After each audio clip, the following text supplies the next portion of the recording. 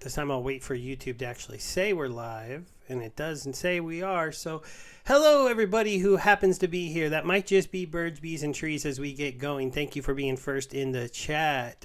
It was a pretty crazy day today with a great post about Rebellion, a town hall all about Rebellion, and already I've sold all my land because it's been forgotten about. Oh wait, that's a bit of a joke, but boy, talking about burying the old win-win-win question and creating a brand new, well, we got a date for you, but for something that a lot of us maybe didn't want a date for yet. So it's going to be a very interesting stream. We got a special guest who's joining us in Mr. Tails, but Bebeomega, let's go to you first, and then you could hand it off to Tails to say hello to the crowd. That's okay with me. We had an awesome town hall. I'm feeling very hyped. Let's go, Mr. Sinister, or as people know you, Tails, from the Crypt Monster. You have the word to say to people hello and maybe first impressions on the town hall. Sure. Well, thanks, baby, and thanks, Steve, for having me on. I know Steve and I were just chatting on Discord earlier this evening, and we were just chatting about the town hall and some of the news. So figured, maybe we can do it live on stream and just chat about things in general. I will say that from a overall perspective, the town hall I thought was positive in the fact that the changes that Matt has put in with the Rebellion set make a lot of sense. I think a lot of the lessons learned from Chaos Legion were realized, and I think they've put in, I wouldn't call them safeguards, but put in adjustments to Rebellion to help alleviate some of those issues so they don't repeat themselves for this particular set, which was good. And I think that from a player perspective, if you take out the whole economy and pre-sale and pack prices and pack numbers and stuff like that out, and just look at what they previewed and teased what was becoming specifically with these cards alone and only these cards, with new abilities, dual summoners, summoning choice abilities for summoners. From a gamer perspective, you've got to be happy with those changes. It's going to obviously make Modern a completely new, battle zone as it pertains to the meta. We're going to lose a lot of Untamed and Dice cards for one, which obviously will change the meta just by that nature, just not having certain cards available for certain splinters. New Rebellion cards maybe filling in the gaps or creating new metas for the splinters, but also all these new abilities and new options, plus the hint of new rule sets. From a game playing perspective, I think that's got to be good for pretty much everyone. Yeah, I'll go right with you there. The best part about this town hall, even though as a landholder, I don't know if I love summoners basically getting spell abilities, but it's so needed for the game. I'm just going to roll with it because the plain fact of the matter is the game needed something to make it more like a more updated game. It needed this feel to make it a little bit more difficult to bot, a little bit more difficult to battle help in. So adding a secondary phase to the game, it also means that if that's already in the game, they're a lot closer to having that ready for spells and equipment when that eventually goes live. I'll give a quick shout out to Stock Jockey. You're one of our favorite viewers. We got Catball Animations and Gaming in the crowd. I think that's a new name for me to see. And Bebeomega's talking with you guys, so good going there. I'm going to go ahead and go off of our normal how are the tokens doing and just say vouchers are up a little bit, and I bought vouchers today. DEC's up a little bit. I bought DEC yesterday. SPS is down a little bit. Won't lie, sold a tiny bit of SPS to get a little bit more vouchers because I see voucher movement being more prevalent in the next couple days than I do SPS movement. And I wanted to get ready for that number I threw at Tails. In our discussion, my question to him was, should I buy 1,100 packs? That's kind of the number I'm mulling around with. It would get me a max legendary copy of the legendary card. a good amount of the rare cards. I actually didn't do the math if I'd also get a max copy of that, but it's a lot easier to pick up those in the secondary market. And then theoretically, I think by the numbers that people guesstimate, that gets me about a third of the way to a max set, but that's a $4,000 investment. So Tails is of the camp, I believe. I'll let you tell them. But Bebe, would you buy, if you had $5,000 to put into the game, 1,100 packs, 1,200 packs, or do you wait for other people to do that and you buy up those cards that they sell cheap on the market? Because No, that's the school of thought that's going through a lot of heads. I'm pack buyer. I mean, just I like opening packs. So I mean, I definitely would go. And to be honest, yeah, if I have the money, I would. But I have to deal with what I have. So, but on your question, definitely I would go for packs than chasing them off the market because I simply believe, and that's something that everybody says and nobody really truly believes, but this time is different. I mean, you heard it probably hundreds of times, but I do actually believe that this time is different. So, I think the price of the cards will be pretty steady all along throughout the whole set, in my opinion.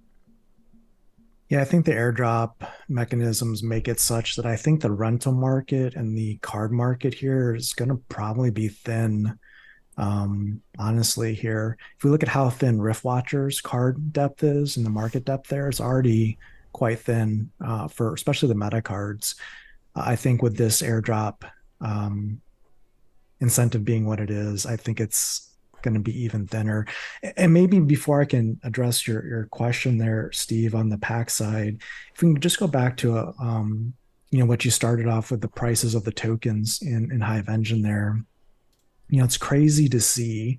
I mean, I've done similar things. I think that probably a lot of people have done. I mean, it's not rocket science, right?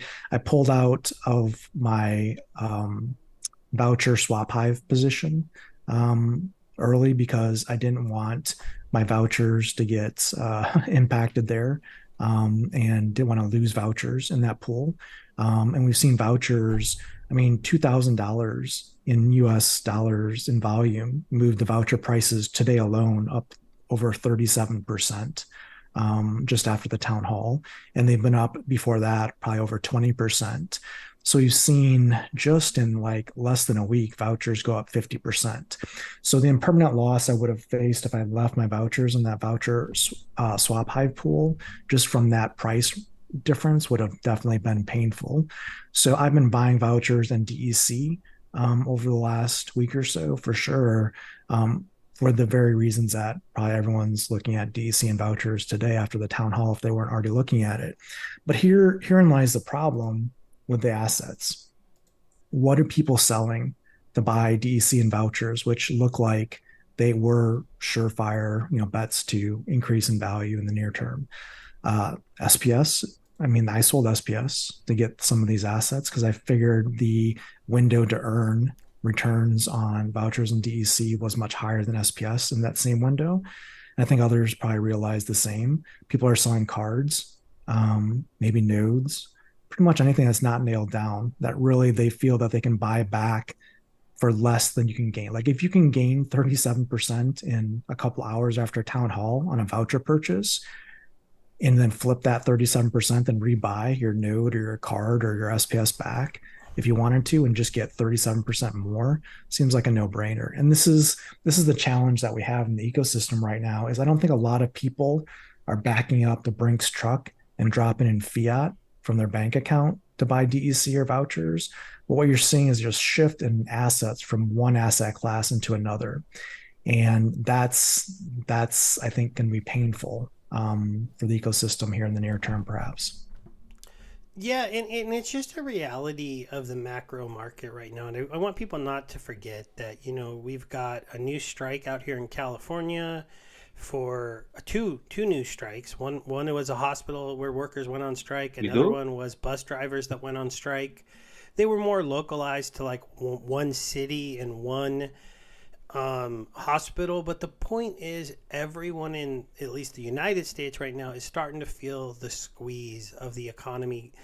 Inflation is up, My company delayed raises that we were supposed to get in October, that realistically we normally get 2 months before that to January of next year, and they might, who knows what, delay them again.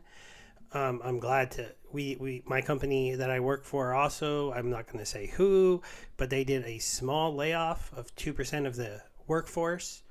Luckily, the IT department wasn't hit by that, but it's an interesting time to head into this sale because you're right. Like, would I bring outside money into this? And this is a question a lot of people have to ask. Maybe for a lot of you, it's a yes. But, Virus is selling SPS and GLX earnings to get his vouchers. Tails and I, we sold some SPS to get our voucher numbers to probably, I got mine to where I'm comfortable where I could get my 1,100 packs if I wanted to. I don't know that I'm going to do that yet. I haven't made the final decision to buy that many packs, but I was like, I didn't want to buy the vouchers later because based on the math today on vouchers and the future use case that they're adding into them, I can't see them staying at like under 3 cents, and they're not. I immediately took my stuff out of the town hall. I mean, out of this pool because I was in the voucher hive pool, as well. And so, and those are plays that we can all make to move money around from one asset to another. I'm looking at the possibility of selling my kitty for like $1,000, my Yodin for probably $1,000, and maybe my llama for like $700 to try to move them really quick, guys, because that would be $1,200 that I could put into the new set of cards, whether I was buying packs or almost $3,000. That I was supposed to say 2,700, what the numbers I actually said, but it's like, what do I do? Do I keep those assets that are moving into wild? Do I try to find $3,000 or $4,000 of fiat to bring into the game? In today's crypto market, can I even bring $3,000 worth of crypto into Hive by the 18th? I don't know. So it's going to be an interesting time to see what other people are deciding to do. We got Matt Clark saying that he's going to be retiring from battling and just working land. Oh, that's what he's But at the same time, summoner tactics sounds fun. Virus is pointing out, you can't rent out a Max Lily, as dominant as that card can be, for very much. But Rebellion Max summoners with this new dual ability might be renting out for way, way more. So it's a very interesting time for sure. Yeah, and what's interesting is we're not seeing that effect with Rift Watchers, and really the reason for that is because other than Ilthane, really for the most part, the summoners, the epic summoners and Rift Watchers are kind of lackluster compared to other options in the Chaos Legion core set. But it looks like with Rebellion, that's not going to be the case. And so while the print rate or the sell rate of Rebellion may look similar to Rift Watchers, with the airdrop points and other things in effect, we could see some interesting pricing, here. Now, I did allude to this and I talked about it, I think, just before the stream, Steve, my video that I made this morning before the Rebellion announcement, talking about the false myth of cheap cards. I think that here, with what they're doing with the gameplay pieces for Rebellion, we could have a nice balance of pack purchases or sales to the player base, and still also see at the same time the economic effects where people want to buy extra packs to either rent or to stake for airdrops, which in the grand scheme of things is not a bad thing. So, again, as I commented at the start of our stream today, I think what Matt has put forth as the path for Rebellion has a lot of good aspects to it. I'm just curious to see how it all works out in real time in this market. I would really, really like to see a 1-2 punch here of Rebellion and land pretty much back to back or simultaneous. I know it seems kind of crazy for that much change to happen in the game, but good change. I'm a fan of just making a big fireworks presentation and just letting it all out there. If we can get land somehow to come around the same time as Rebellion, we really could have some interesting times here in Splinterlands. Yeah, I want to really quick to Choni. A lot of the comments of people and me even saying like I might have to sell some of my legendary summoners cheaper, and a lot of people are thinking that like maybe I should be really upset about that, or that all of us should be, oh, the old cards are getting so much cheaper. I think with Untamed, we were in a very unique situation. I mentioned this to Tails before we went live, that we had almost 2 years of getting to dominate Modern with a set that was too expensive for other people to compete with us.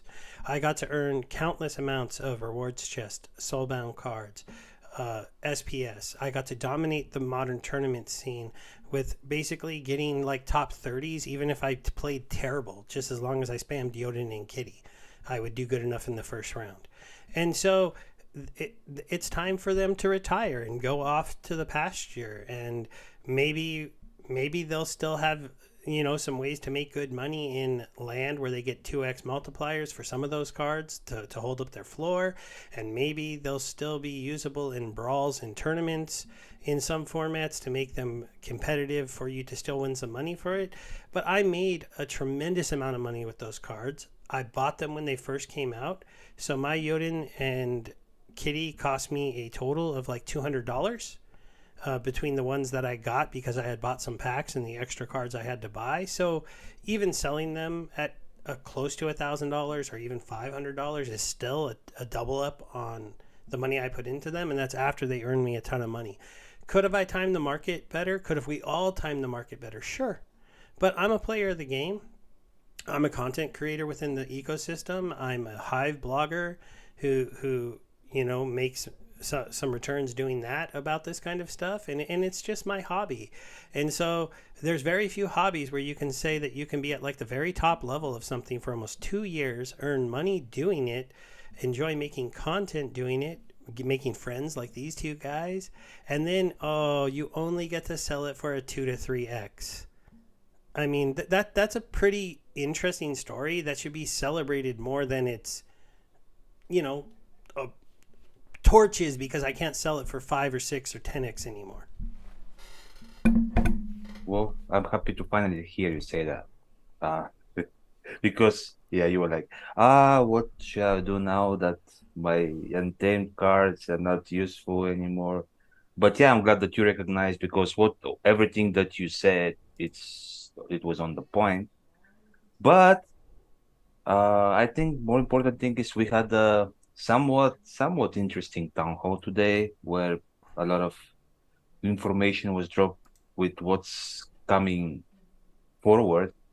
So we can actually talk about that, like what's in the past, what's been done. I think we started a brand new era, which I'm very excited about. And I personally, um, although most of the stuff was more or less leaked in advance, was very excited to listen to everything. First to read on the announcement, and then to hear Yavamat go over it. I just have one comment when people are saying this new summoner mechanic would affect bots. Not necessarily. I mean, if they don't play the rebellion cards, they won't need to be bothering about the new mechanic, and also they will be mostly, anyways, not mostly, but they are banished to wild. So for them, nothing has really changed. So when items and spells come and it becomes an official second layer for the game, yeah, sure. But for now, boss doesn't really need to do anything to keep on operating. So I think expectation of people that now that we have this, all the bots will disappear, I think it's a little bit of a false narrative, at least for me. But definitely for the players will be, especially the ones that decide to go with Rebellion, will be very exciting to have something more challenging and more having more control over the battles will be very interesting, I think. So I'm excited for that too. Yeah, I think if you took a snapshot of your boards, for example, in modern before helper ban happened, and you take a snapshot of the leaderboard in modern after Rebellion goes live, like in December, I think that is going to be a completely different picture for the most part. Now, there'll be certainly those that are still on that list that are making the adjustments and changing. But I think that there's going to be a big shift in the leaderboard and the top players of the game with this switch to Rebellion. And I'm curious to see, what that looks like. I think it's a great thing, honestly. I think, for those that are going to invest in Rebellion and going to take the plunge and, update their decks and play manually and, master the new game meta, I think they deserve, their spots in those leaderboards. I just think that what we've seen historically here is maybe a little bit of a changing of the guard. I don't know. We'll have to see. I just have seen at least some OGs adjust their strategies and how they approach the game, which isn't a bad thing, right? There's many ways to play the game and still stay active and to still get rewards and get assets. But I do think we're going to see a completely different, well, at least a leaderboard shift for sure. And I'm curious to see how that impacts the game moving forward with new players taking that rollover. Yeah, yeah, I love the fact that, like, for the first time ever, I might, because I've never been really someone who's said this a lot. I don't think in my videos that like now's a good time to get into the game. I've always approached the game in, if you do this the right way and you do it slowly, you can get in and you can usually be profitable if you blog about the game and stuff like that. That's kind of what my Gold Steve series was, and it showed that even on a downturn of a terrible year, that account still earned over $150 of Hive that it started with, and it's still holding between the assets and stuff like a profit of like $50 in one of the craziest downturns in assets here, but it wasn't able to make a lot of money. It was just able to make a tiny bit of money.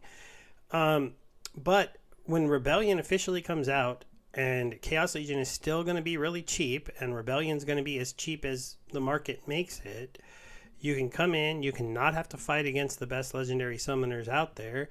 If you want to have the best legendary summoners, those cards are now much more attainable. They're not that expensive. The rewards are theoretically at a low point, but we might also have the narrative of the flywheels finally starting to go. And if SPS is finally starting to get burned away, and you can sell people on the fact, look, we told you there's a flywheel here, it's finally flying, you're going to have a little bit of time here to get these assets cheaply, and then if we do have our token go up to like a dime or a quarter, these aren't going to be cheap anymore because people are going to come in to make that money relatively quickly. And card prices are naturally going to drive up if our rewards token goes up. So it's going to be an interesting time this next year. Or the Rebellion presale fails, we can't get VC funding, and everything falls apart and fails. And that's the thing, from like reading the chat. Icy Flow said he's bringing in money. Mondroid said he's going to buy 1,100 packs. Other people are saying that they're kind of excited about this. I know that I'm going to be buying cards. I don't know exactly what my plan is at this point. I know, like, something we could do really quickly. What would your guys' current plans be for the Rebellion presale? And then I'll kind of go where my mind is at. 500 bucks. But I was going to ask you, do you think, I mean, what is your opinion? Are we selling out the presale or not? Well, that would be part of your plan. 500 packs day one, or are you going to spread that out? What do you think's Oh going to happen? no, they want 500. I already have the So you're a DP. 500 day one? Yeah, that's actually 550 because with the bonus, with the new bonus No, system. no. But Oh yeah. Okay, yeah. yeah, yeah, I have the DC already. I just don't have the vouchers, but I'll work on that in the coming days. So yeah, they want our one actually, hopefully. just in case. I mean, I know, and nobody thinks that we're going to sell out in one day, but just in case, you know. Well, Vazana, I said I was selling the kitty for 1,000, not 500. He wants to send me Well, you said $500 for you the said kitty you right can go now. down to, even if you sell it at 500, you're still at profit. So Oh, that's oh yeah, I'm still at profitable, but the market has to push it down to that price before I'm taking that. I'm not giving that kind of discounts out right now, guys. I need money to buy Rebellion packs. And Tails, you want to tell them what you told me? I don't think you're going to partake, or did you change your mind since we've been talking? No, no, I'm not that wishy-washy. So my current take on Rebellion is the more people buy Rebellion packs and DEC goes there, the better off I am with Land 1.5 because I've made my bed and I'm gonna lie in it here and I'm gonna take, I'm gonna be focused on land. Hopefully, it comes out sometime in the future. But the more resources that get diverted to Rebellion, I'm fine with that because that just means I'll have that much more of the share of the SPS earnings on land.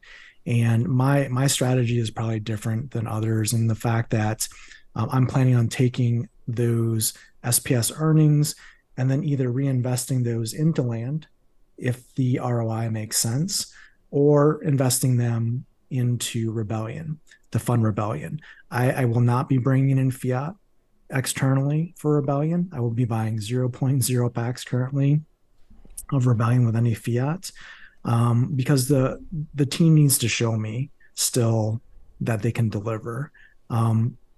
It would be foolish, from my opinion, to take outside capital and bring it in here when the company has said they have a 5-month operating window. There would be no company that I would invest in, S&P 500 or crypto, if they told me that. That would just be silly, unless I'm getting some kind of sweet, stock deal. But that's not happening here.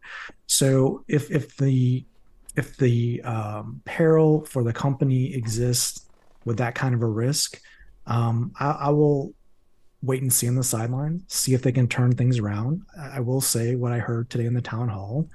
It sounds like things are moving in a positive direction, and that's great. I like to see that, but I need to see more. I think the advantage that I will have in not only in getting a bigger share of the land rewards with my strategy is I feel I also have the time to then buy airdrop cards off the market. I still have 12 months to buy Rebellion cards from the store. There's no rush for me to go in and FOMO into this. Maybe I miss out on some champion rewards in modern. Okay. I mean, I miss out on some SPS. Well, I should be making SPS in land to make up for that. So for my particular situation, I don't feel a need to take a risk here with Rebellion. And in fact, I hope others take off a big chunk of that risk for me. All right. And I can understand where you're coming from there. And I have to But admit, you didn't answer my question, Steve. Oh, wait. What was your question? If you think that pre-sale will sell out for the month that they have to sell out. It's hard to say right now because No, yeah, just your opinion. Obviously, of course. Okay, right now I'd say no. I don't think Okay. Matt thinks it's going to sell out in one day. Currently my thinking this could change in a couple days because literally we're doing our video a couple hours after the town hall. I need to see some other takes on it. I need to hear some other talk in Mav chat. Like I've got a couple people here that said they're going to buy pretty big, but Mondroid said 1,100. I believe Mondroid bought like 4,000 chaos packs. We do have one comment I threw up here on the board here. I might be messing up this name, but it's Kolsky. I don't know, what is that? COLSKR. He said he's just bought a tract. Oscar. So that is a very big buy. And he said he'll buy like 2,000 packs to match his 2,000 chaos packs. I have to say, man, that, congratulations on being a track owner. I really hope that works out for you because I own 2. And I really want land to work out for us. And I think the overall, 20, 30 people we've had coming through the stream here, they're excited. They like this. They plan to buy. But all the numbers I'm hearing are a little bit smaller. Even my number, I bought 4,000 chaos packs in the pre-sale. I want to say 4,000 something. And even if I buy, my top end buy would be 1,100, and it would just be to get the maxed a legendary summoner and support the pre-sale a little bit. And it would only be if this is my kind of caveat here. I ran a pre-sale group for the Rift Watchers buy. Tails was in that. I've done a pretty good job managing it. If that group wants to do a group buy again, we can get to the 20% bonus. I was part of Marcus's group that did the Chaos one that got 6th place, but I don't think he's going to do it again, or I don't think those people would do it with him again, because at the end he was a little bit not always paying attention, and it worried people. And because this one would be easier to manage, because one of the nice things about doing a pre-sale group for this one, you can all get together, you can do a buy at the highest amount of bonus, and then you just send the packs to everybody, and the airdrops are figured out later based on what you do with the assets that you've bought, whether you hold your packs and stake them, or you stake your cards and stake them. So there's no worry about future airdrops. You just got to manage the ones that come with during the pre-sale.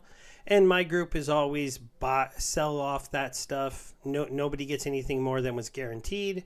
Sell off all the excess, and you get a refund in DEC based on how many packs you bought, your percentage ownership.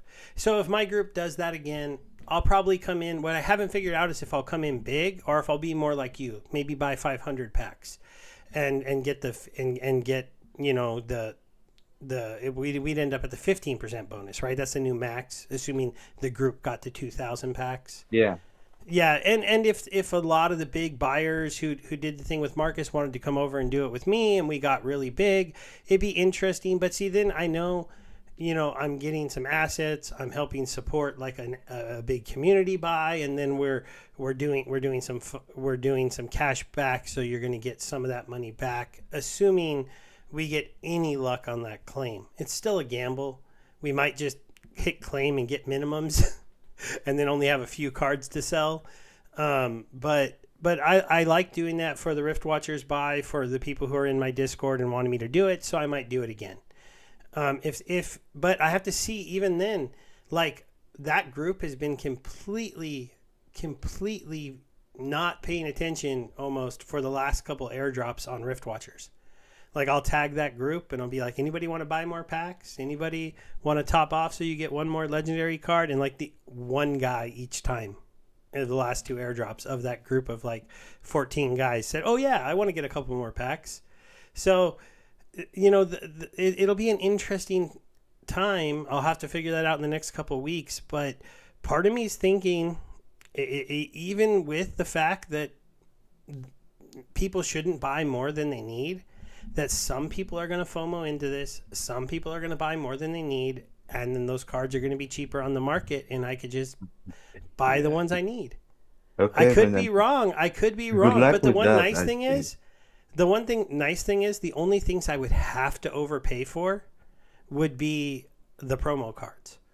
Right? Because anything else, they're on sale for a year. I could just buy them after the fact. They're the same price, same bonuses.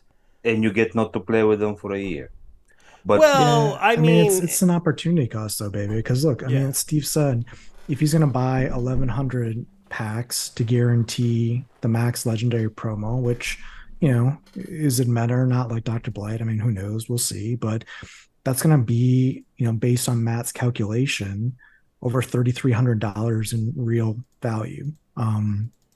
So how much are you paying for that promo card? Now, granted, you get the packs along with it, but at the same time, I mean, if you can buy 11 B6 that promo card, and let's say it's, I don't know, $50, maybe it's $100. I don't know. You have to see what you think that promo card would sell for in the market over time, and then do the math to say, hey, is it worth me outlaying this amount of cash to essentially get a rebate back if you're going to buy it anyways?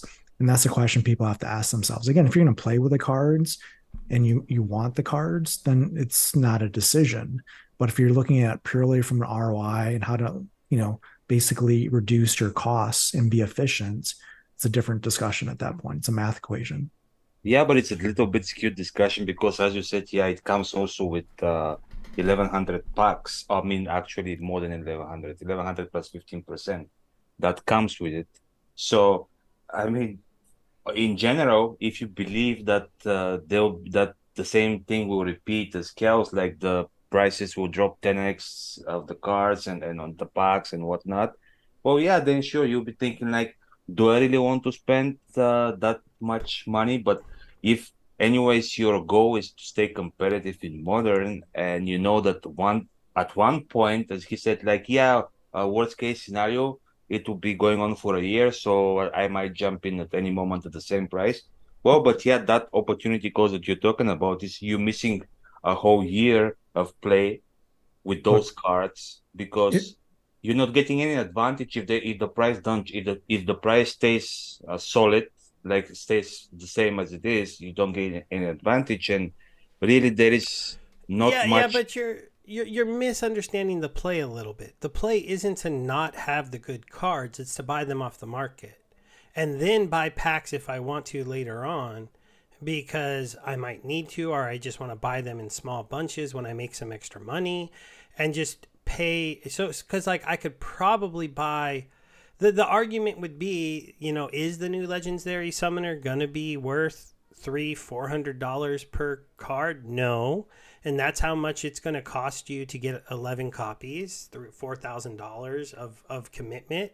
Or could I just make $300 worth of commitment and buy that off the market, or $400 or $500 if it was But for you really a to $50 card? And that's the question. What's it going to be? What are people going to be willing to sell it at?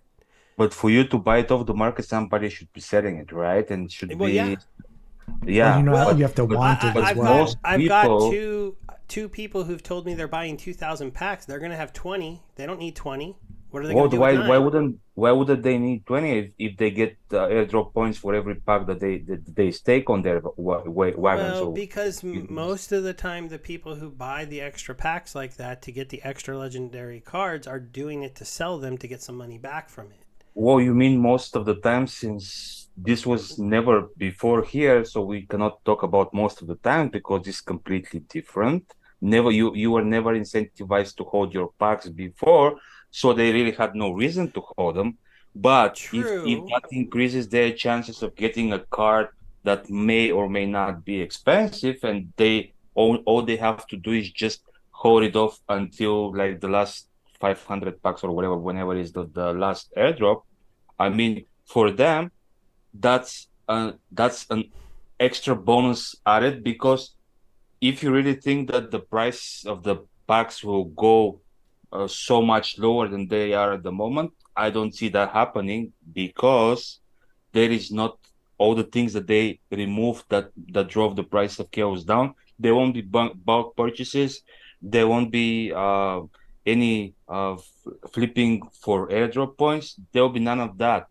And after all, there will be the burning mechanics from day one, and something that nobody seems to be talking, which is interesting because it was a point of conversation before we get any idea about rebellion. They're printing like the total amount of packs is 5 million less than Chaos Legion. So even that, like, as much as Matt didn't want to go on a lower number, the total number is 10 million, which is 5 Yeah, million less. well, if you watch my video from this morning, baby, I mean, 10 million packs is ridiculous for the current user base. So that's Well, just but you silly. know, It's it's all not. it's all going to be burnt unless new Yeah, users come in. okay, but whatever it is, I mean, maybe it's crazy, but it's not like they're saying like, yeah, we're printing 10 million no matter what. Yeah, there are burning mechanics every day, and Sure. who knows, might be at some point we get some buran, we get some traction, people start coming and start buying. So he wants to make sure that the number is there. He's not planning on selling 10 million packs, but he wants to make sure that if for whatever reason the stars align again one day, like the perfect storm that we had a few years ago, he's ready because he has the packs on the shelves. He's Sure. not going to burn them all like at once. He's burning them gradually, so there'll be less and less and less. And if at some point we get the same hysteria we got around the end of Untamed, uh, collection print, then I mean, who knows? They may fly off the shelves. My point is like it's like sort of he is making sure that if for whatever reason we hit it big, he has something to offer. If not, things will be normal. Everybody will have as much as they want or they thought that they want or can afford. And whatever is not purchased, some of it will go to the DAO, some of it will disappear, and that's it. Yeah, Yes, you it are. just the thing I will say there's always going to be people here I believe who are going to buy more than they need. The main people that I'm going to talk about are the gold hunters. So if those guys are still here and they're still buying packs, they buy massive amounts of packs. They sell their regular cards, and it's because they're trying to get as quick of a return as they can to basically keep funneling themselves into more gold cards. I've used these people the last two drops to get regular foil max sets by just trading them my golds for regular cards because they're doing everything they can to basically turn all their cards into golds, but they're buying way more packs so that they have way more regulars. Because if you want a max gold set, you got to buy a tremendous amount of cards. It's like 10,000 And packs. yeah, it's like 10. Yeah, and so those people are going to have just a ton of extra stuff to put into the market. So this idea that, like, yes, for your average player, the new setup makes it a little bit more like buy what you need, but it's not what everyone is going to do. So there's still going to be some extra stuff that comes into the market. Historically, I guess we'll even see. when we had Untamed, historically when it was on sale, you would have done a little bit better just buying the cards off the market than chasing the airdrop every single time, unless you got lucky in the pack openings and pulled gold foil legendary cards when you open. Now I do have like 12,000 potions, so I do got potions to burn, and that gives me some maybe like maybe I should try a couple 200 pack openings because I might pay them. And I'm actually also another comment before I let you go, Tails. I like 10 million packs for sale over the course of a year because packs being for sale for DEC is part of the flywheel. It's there to backstop it from going down too much. Because whenever DEC starts to dip, they'll always be based on current value of a pack, a price where it won't dip below. It helps support the price, and I really don't think for like the way our system is meant to work and the way these tokens are meant to flywheel and meant to burn, that having a lot of time in between having cards available on the market, packs from the company where they're redeeming DEC at 1,000 equals $1 is detrimental to the overall system. It's kind of cool because maybe card value can go up, but I mean, we were in a market in Splinterlands where Untamed was massively overpriced compared to everything else, and did it help the ecosystem? Not as much as you would have thought. You know, me saying I had a kitty that was worth like what $5,000 at one point, it didn't really bring other people into the game. It actually made some of them leave. Because they're like, well, I can't buy a kitty, and now I can't beat you because your kitty makes it so that you never miss. So I'm 50-50 on if, like our card should ever be extremely valuable if we want this overall ecosystem to work. Well, we can definitely have that conversation, Steve, because I have some opinions on that. But I want to go back to what Baby was talking about. So I think, Baby, you might have missed the point. I think for at least for my purposes, I agree with everything you said. I mean, Matt, what he's done here with the setup for Rebellion, these are all things that are positives. They all make sense. No one's going to dispute that. But what Steve asked was, should he buy in the pre-sale to guarantee the promo airdrops, or should he wait and buy off the market?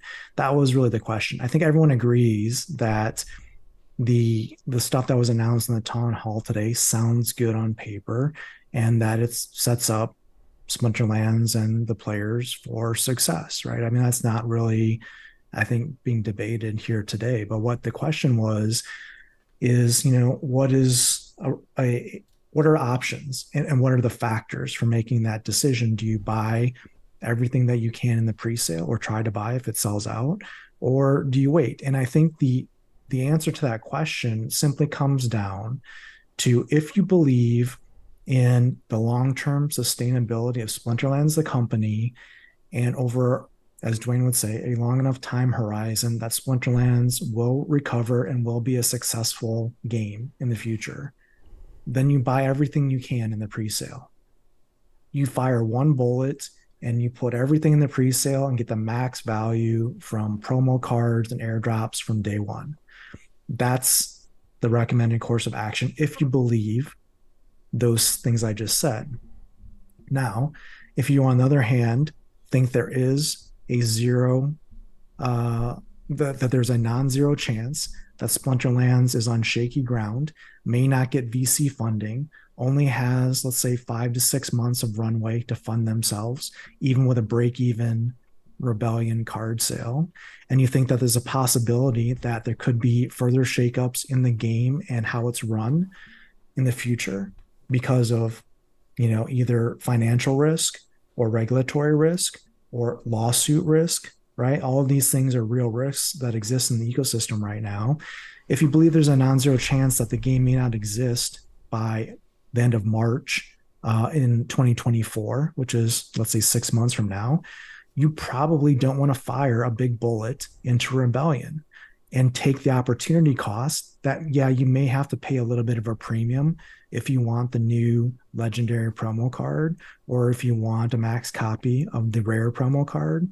You might have to ante up and fork over maybe an extra 100 or $200, but you mitigate the risk of putting in 5,000, 3,000, whatever amount of dollars you would fire into this pre-sale and come out with zero in 6 months. That's the question that needs to be asked in my mind. Where are you on the risk reward spectrum? If you have undenied faith and this thing is going to the moon and there's no doubt about it, fire it all in there, baby. Go ahead, because that's the best option for you then, if that's what you believe. Oh yeah, but I mean it's not black and white. I mean it's not like either you believe that the game will crash, or you have like this undying faith that it will be um ever succeeding on and on till the dead do us part, or whatever it is. So I mean if you have belief in the management and if you have belief in the game, then yeah, all you said about the numbers is what it was mentioned, but it was also mentioned cash on hand, which means nowhere near all Splinterlands assets, and also it was mentioned without factoring any of the Rebellion sale.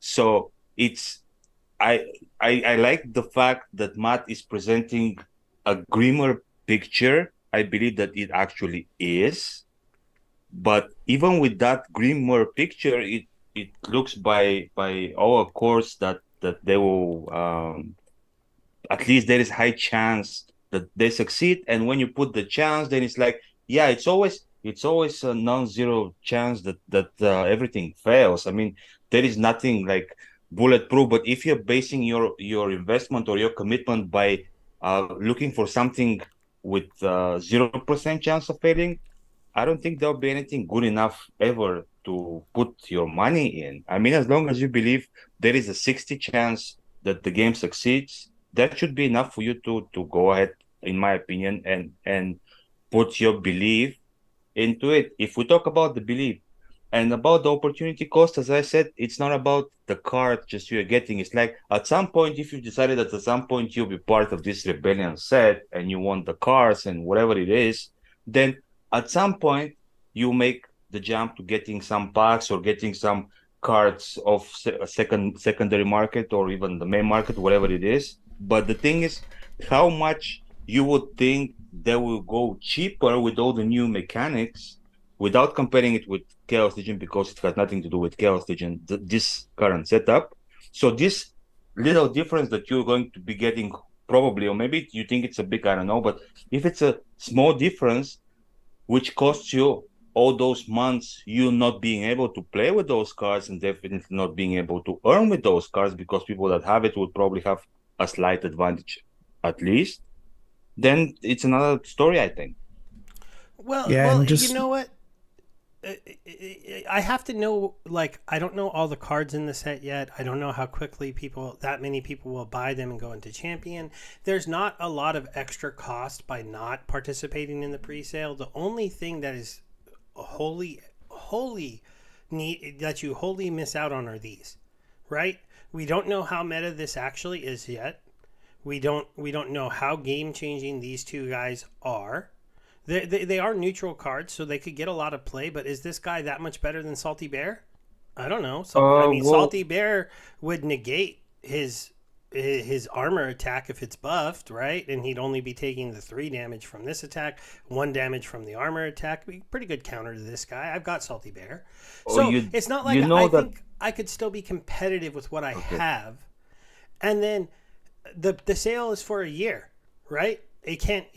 I mean, don't get me wrong. If they start flying off the shelves and it looks like the sale's gonna, like this set is going wild and it's at like millions of packs sold in 2 I months. don't think that will Well, that happen. changes the whole dynamic Sure. of the set, but that also would mean the player base would be popping off, the tokens would be popping off, and then a player like me who has a huge SPS stake, who has a bunch of land, who'd be making hopefully some more SPS from land like tails. Well, all right, then I can just go ahead and sell off some of my SPS because it pumped to the moon and buy these cards.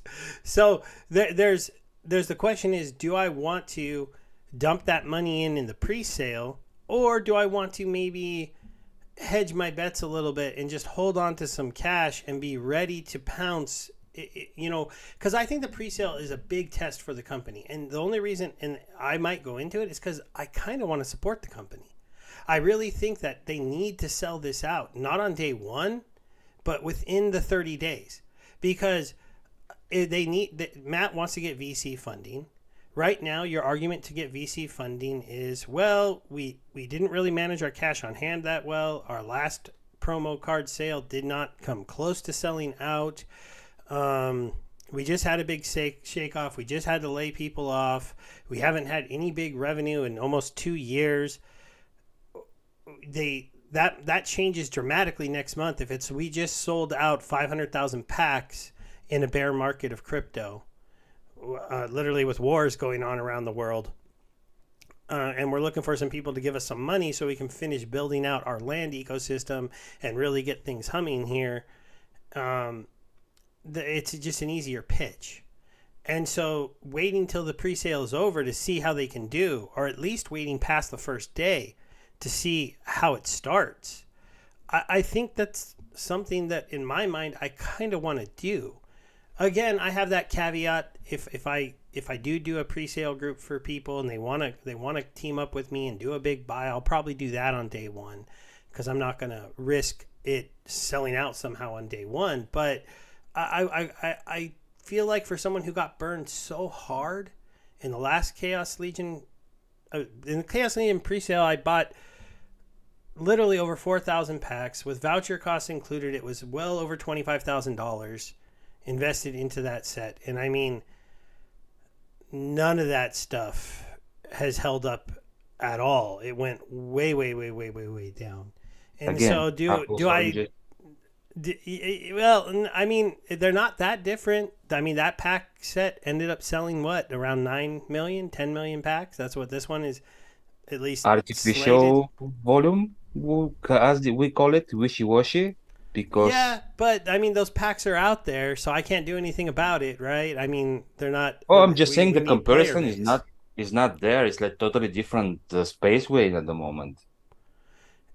Well, yeah, this time I can't even bring like game asset money that I made into But it. that's not the only I difference. have to bring outside money and stuff. So Yeah, I think you're looking at it with a rose tinted lens here, baby. And I'm not faulting you for that. I mean, it's a fine way to look at it. But where I was coming with my points previously is because you have to weigh like if you're trying to maximize your expected value and you're also taking into account opportunity costs, it's a complex equation. And the things I was mentioning before are going to dictate how you decide to do that. And I know people in the chat here have mentioned you can DCA into Rebellion. Absolutely, you can do that. The thing you have to look at when you DCA is, what are you giving up by not DCAing into other assets like vouchers or DEC or land or cards or whatever else, right? So everything, if you look at it from a perspective of you're not bringing in fiat, where fiat takes the account of whatever the current price of the tokens is, and it's a 1-to-1 ratio. If you're looking at existing assets that are either going up or they're going down, how you approach rebellion is where you think, or it should be at least, where you think the game is going. If you approach it from a goal of, I want to win games, I want to be on the leaderboard, I want to compete in tournaments, and I want to win guild brawls, then you should participate in rebellion in some form or fashion, however you see fit. If you look at it strictly from an ROI perspective, and you're looking at how do you manage risk, how do you manage reward, you have to say, how is buying these rebellion cards going to help me earn basically an ROI? Is it going to be from the airdrop cards and selling the airdrop cards? Is it going to be from using them in battles and getting SPS? What is your play there? Is it be holding them and then sell them at the end of the airdrop? Whatever that happens to be, you have to calculate that. In my opinion, you should be calculating that, or at least putting a plan in place on how you want to maximize that opportunity cost and expected value. Again, what you think of the game and its risks should factor into that equation. And if it doesn't, well, then you're probably approaching it from a completely optimistic point of view or from a gaming point of view. Not saying that's a bad thing. It's just probably how you're approaching it, though. No, I was just saying that it doesn't have to be black and white. It doesn't have to be either gloom or doom. It's like, yeah, if you have a certain percentage of confidence, then you can base your decisions based on that. It doesn't have to be 100% confident that everything will go to the moon. Just as long as you trust the team more than you can distrust them, and like in where they can lead, and you focus on the big picture where things can be. It's easy to manage how much you trust and how much you fear, so you can find a balance. If it's over 50%, I would say that's a net positive. So I never thought it should be 100%. Yeah, and I will say the leaderboard prizes, this is the other reason why I'm pretty sure if I wait, I'll have a chance to get get those promo cards off the market for not an unreasonable price. Like, I think that they'll probably be somewhere, the legendary, somewhere around $20 to $30. Like the current Riftwatcher airdrops. If you look at the Riftwatcher airdrops, they're not, there's not that many of them because we only sold like 1 million packs. This is a little bit, maybe they're 40 or 50, but even then, I only need to buy one legendary max, one rare max. It would probably cost me less than $1,000. And then I could just figure out one of the cards I need and start buying them and adding them to my deck to be more competitive if I needed them. But, time will tell if that's the better strategy or not. I'm not even sure what I'm going to do. I have to think about it. I haven't had enough time to really figure out if I have enough money on the outside that I can bring in, if I have enough of this over there, if somebody, if people are actually buying some of the current cards I might sell to fund these things. So it's an interesting time, but the pre-sale leaderboard, I do like. They did add in titles, and they go a little bit deeper, so that's nice. I think the other thing that we didn't totally talk about is there is a rare promo card this time. That's a little bit nicer for the smaller pack buyers. If you're only going to buy maybe 30, 40, 50 packs, you get, 3, 4, 5 of these. If you're going big on these, then you get the, you get 2 cards now instead of 1. So maybe neither one of them is Blight, but you do end up getting 2. So that's something to talk about. And then we've talked about it a little bit, but we might as well go down. We'll skip the new abilities for now. We can come back to those. But the, where do they talk about the new airdrop rules? Here, right? Yeah. So more utility for vouchers because you have to buy wagons, and then a wagon can stake 500 packs and 5 cards. 100 packs. Oh, I thought it was 500 packs. 100 packs or 5 cards. I thought it was. Is it either or both? For some reason, I read it as both. Each battle wagon will allow 5 cards and up to 100. So yeah, it's both. But I was wrong. It's not 500. It is 100. You were right on that. So it says each battle wagon, it's 5 cards and 100 packs. Yeah. So each battle wagon. So and then the cards will get you points based on their BCX. So it supports card combining. It supports card ownership. You can play with the cards if you stake them, but you wouldn't be able to rent them. You wouldn't be able to sell them. You wouldn't be able to move them into land. So this is really a airdrop mechanism that the thing I like about it is it supports players as opposed to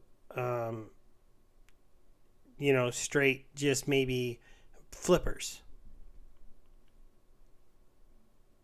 Yeah, well, not like flippers, they get nothing out of it. I mean, technically, okay, if you're going out of the bulk discount, I don't think it's that much of a difference because you have to offer them cheaper than what they're going for anyways to get to sell them because yeah, now it doesn't matter where you purchase everything, you still get the airdrop points if you stake them, but in order to get somebody to buy it from you instead of from the Splinterland shop, you have to offer them cheaper than what they're going for. So some of your discount is going there, and also they did well with also lowering the discount in overall, like for the bulk purchases, which was also, I mean, it hurt me, but it's a nice thing, so I'm happy with it.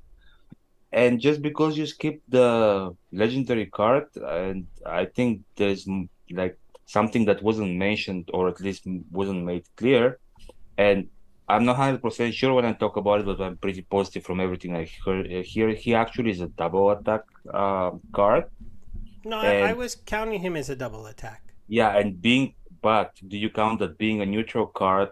There are so many opportunities for bringing up the armor Yeah, that's in why I said different Salty Bear would ways. counter him because if you bring his armor up to 6 or 8, then the armor attack is an 8, so Salty Bear would take 1 because of force field. Okay, but what I'm saying is but Salty Bear also helps him by adding 2 more armor in Oh well, yeah, general. so he's a friend to Salty Bear. You're saying, but they can't play together, right? Because he doesn't have the Why? skill that. Because well, you'd need. I mean, only one could attack. Possibilis? Well, But okay, so a possibilist. Now you're adding a lot of other cards into the mix. or But a rule set where melee attacks can. But that's not the point. yes, I also wanted to add the fact that we will have now dual element summoners, which brings the options of bringing the armor this armor even more up. So at some point, and he's doing a blast as well. So yeah, the salty bear will take like only 1 damage, but the monster behind will take a little bit more, I would nah, think. they'll take 0 if this guy's meta because you'll have a reflection shield guy in the second position. Oh, okay, okay. I can Salty Bear and Oshure. Yeah, okay, sure. Oh, sure, man, sure. Well, I have those cards, so that's what I know I could do today to try to counter him in the first position at least a little bit. Yeah, I have if to you know admit this. he does better this to Salty Bear than some people because even if this is buffed up, he'd still have a 3 here that would hit for 3, and it could even be buffed 1 and still hit for 4. So that's good. And then technically, if you're And the hitting halving, him, if and you're the hitting him, halfling, you lower his armor, so eventually he might be able to do like a but he has a 4/4 repair. hit on him. He has a Like, repair. yeah, I know. That's why I don't know if his attack would go down or not. I mean, and obviously his weakness is magic. Just looking at him, right? Well, yeah, but also, So if a halving hits him, it takes only half of his first damage. He doesn't touch the armor damage, so that's also a thing. Like Alchemist, that usually has people attack, will attack his melee attack, but won't touch his armor. yeah, it'll be interesting to see how meta he is. I was just thinking of some quick cards that could deal with him. Um, it is interesting this whole double attack. Shatter is going to be a much more interesting play with Oh, this card on the board now. I oh, think it's with True Shatter Strike gets as kind of well. overlooked. So, We forgot to mention True Strike as well. oh yeah, well, True Strike is nice, so he doesn't miss. Yeah, after Sam was complaining, he's kind of slow. I'm like, it's not a big deal. He's got True Strike. He has Blast, which is interesting. He has a shield, so he's definitely like a card that's going to be pretty dominant in like the no magic mode or And melee only mode, imagine stuff if like there is that. someone, imagine if there is summoner that you can give Void Shield to 1 card. Well, you can already turn it I mean into Void Void, not Shield Void, with Wraith. Void. Huh? You could play Wraith on him and turn his armor into void armor, or No, you no, could no. play I Immortalis with him and give him Shatter and Void, which would be I interesting. understand, but on top of on all these new mechanics that they mentioned, there'll be like there is one that you can buff only one card, but it's like they were giving this example with the shield, but instead of that, it can be void, so it makes him even uh, more durable, even against magic. If you see a team full of magic, you can do that change on the fly. You know what I mean? You don't have to waste. Well, Um, we have to one. wait. You see, now we're getting into way too much speculation. I was Why countering not? I him. mean, that's I fun, was man. countering him with real cards that exist today. You're countering my Oh, counters with imaginary summoners that might exist in the you future. already countering him? Okay, that's good. Well, when you're looking at a card to purchase it and how impactful it's going to be, you want to look at its counters, right? Yeah, Like well, one of the not when reasons you why Doctor not Blight not is so good is that he's really hard to counter. well, I mean, Same thing with Kitty. it's less of a Yeah, case and same nowadays, with but Kitty.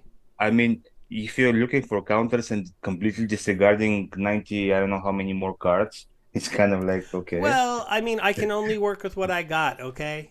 And this is and okay, and the other legendary summoners won't be there in the beginning. Only the regular ones will be. So like, because of the way the set comes out and the airdrops end up happening, so he won't even be to like his maybe most powerful combo until near the end of the year, if was that's it the said that summoner he's waiting for. was it said that only the legendary ones will be dual? The six legendary summoners are going to be airdrops, along with three Yeah, but legendary non-airdrop cards for a total of nine, is what they said. yeah, but And was it then said that only they can be dual, like that no, the no, regular? the other ones could be dual. They didn't. He didn't. We don't know for sure at all.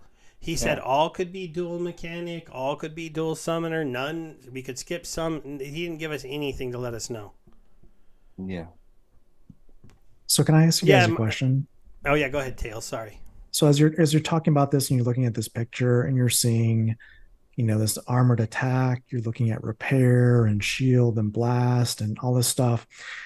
When I look at how this type of stuff is resolved on a blockchain, right? It's a lot of conditional statements from a programming perspective, a lot of ifs, it's a lot of nesting, because to figure out how different attacks affect different abilities and rule sets and stuff, it's pretty complicated when you look at how the battles actually happen, right? If you look at how this card works with other cards and how other attacks affect it, that's very complicated. Like if you asked someone to map out, even if they weren't a programmer, if you just said, can you map out the first round of battle, and here's the attackers. You've got Mantroth in the first position. You've got Oshur in the second position.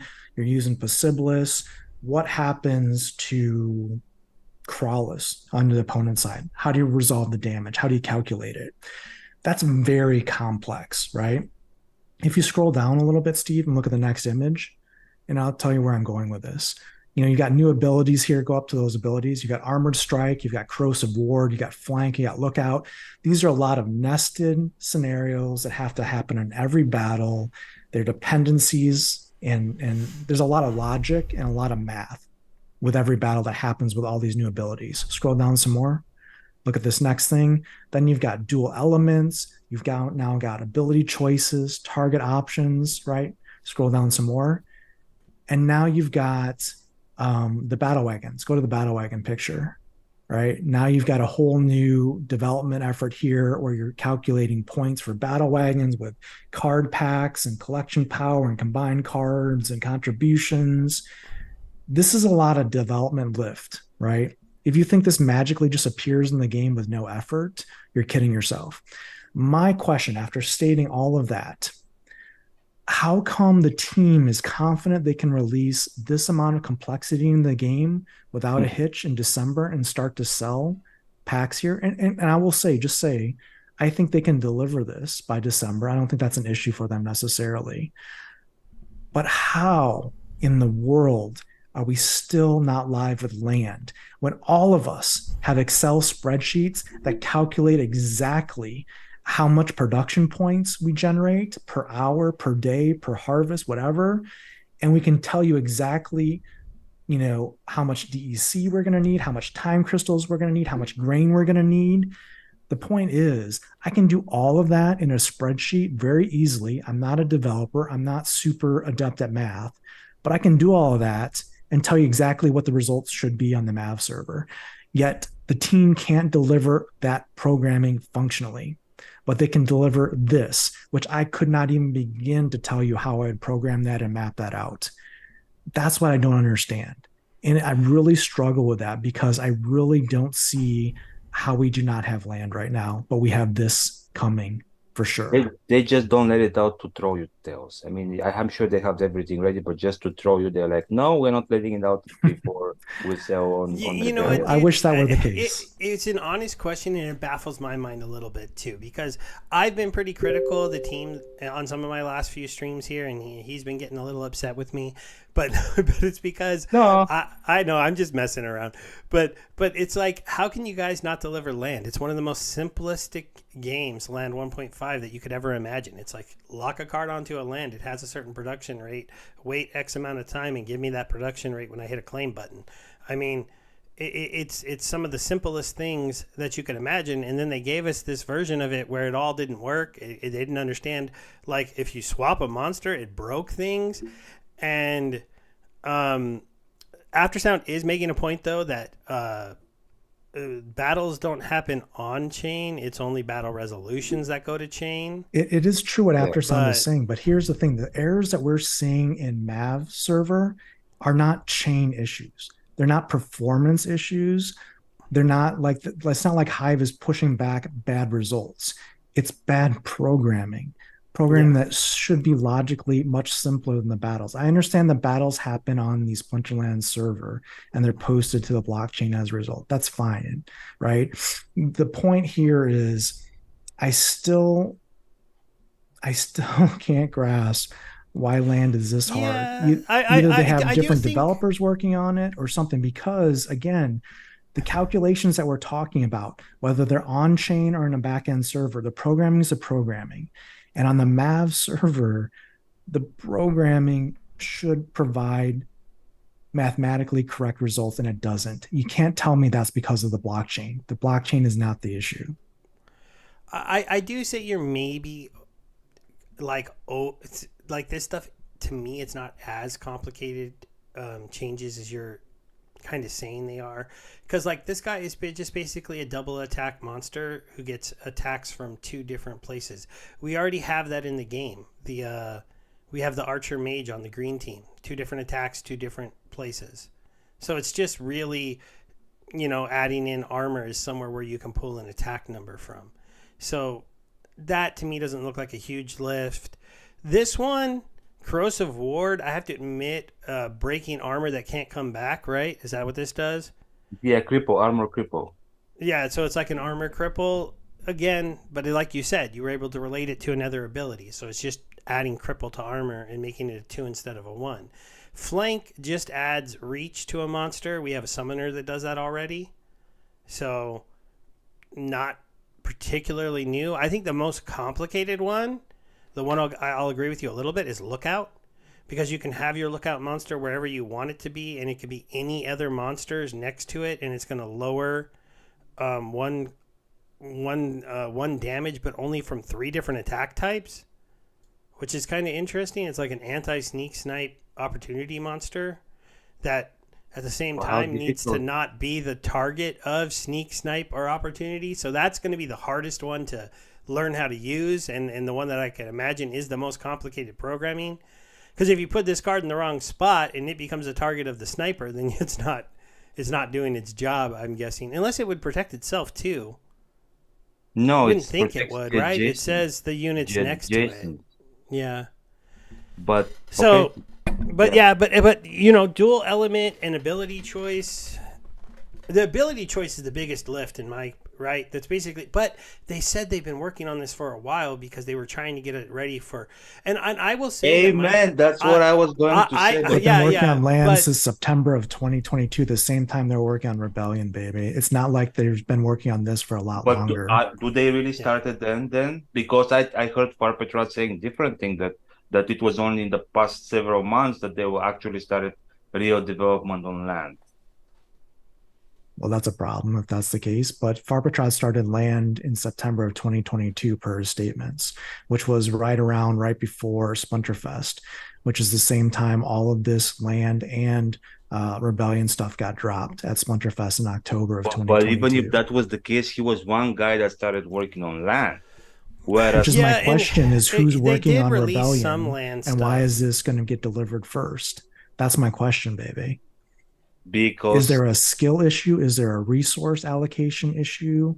oh, What's the it could issue? be any of those or even a combination of those. But the point is like they were having some projection of land going without hiccups.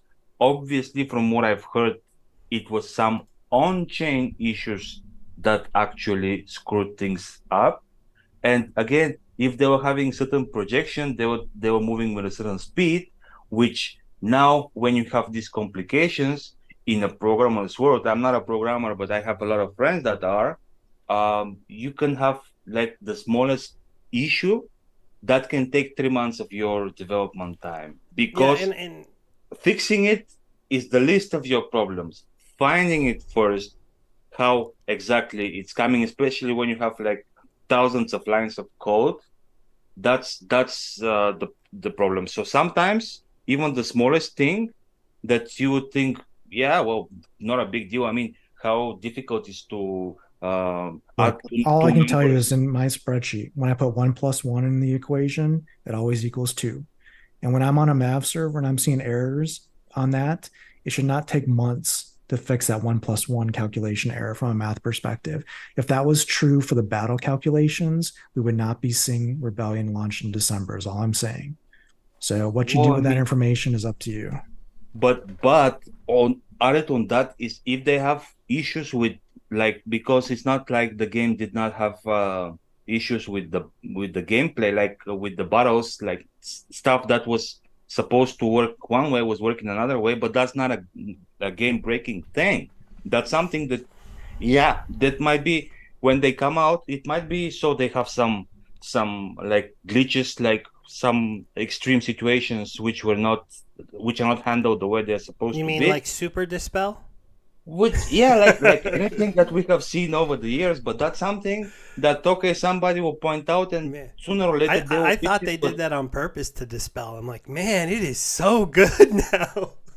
But it's not game breaking. Whereas if something if land is released and there is even a slightest issue that can be exploited, people will exploit the crap out of it, and then there's nothing that can be done to fix that because those are assets that will be already dispersed in the community.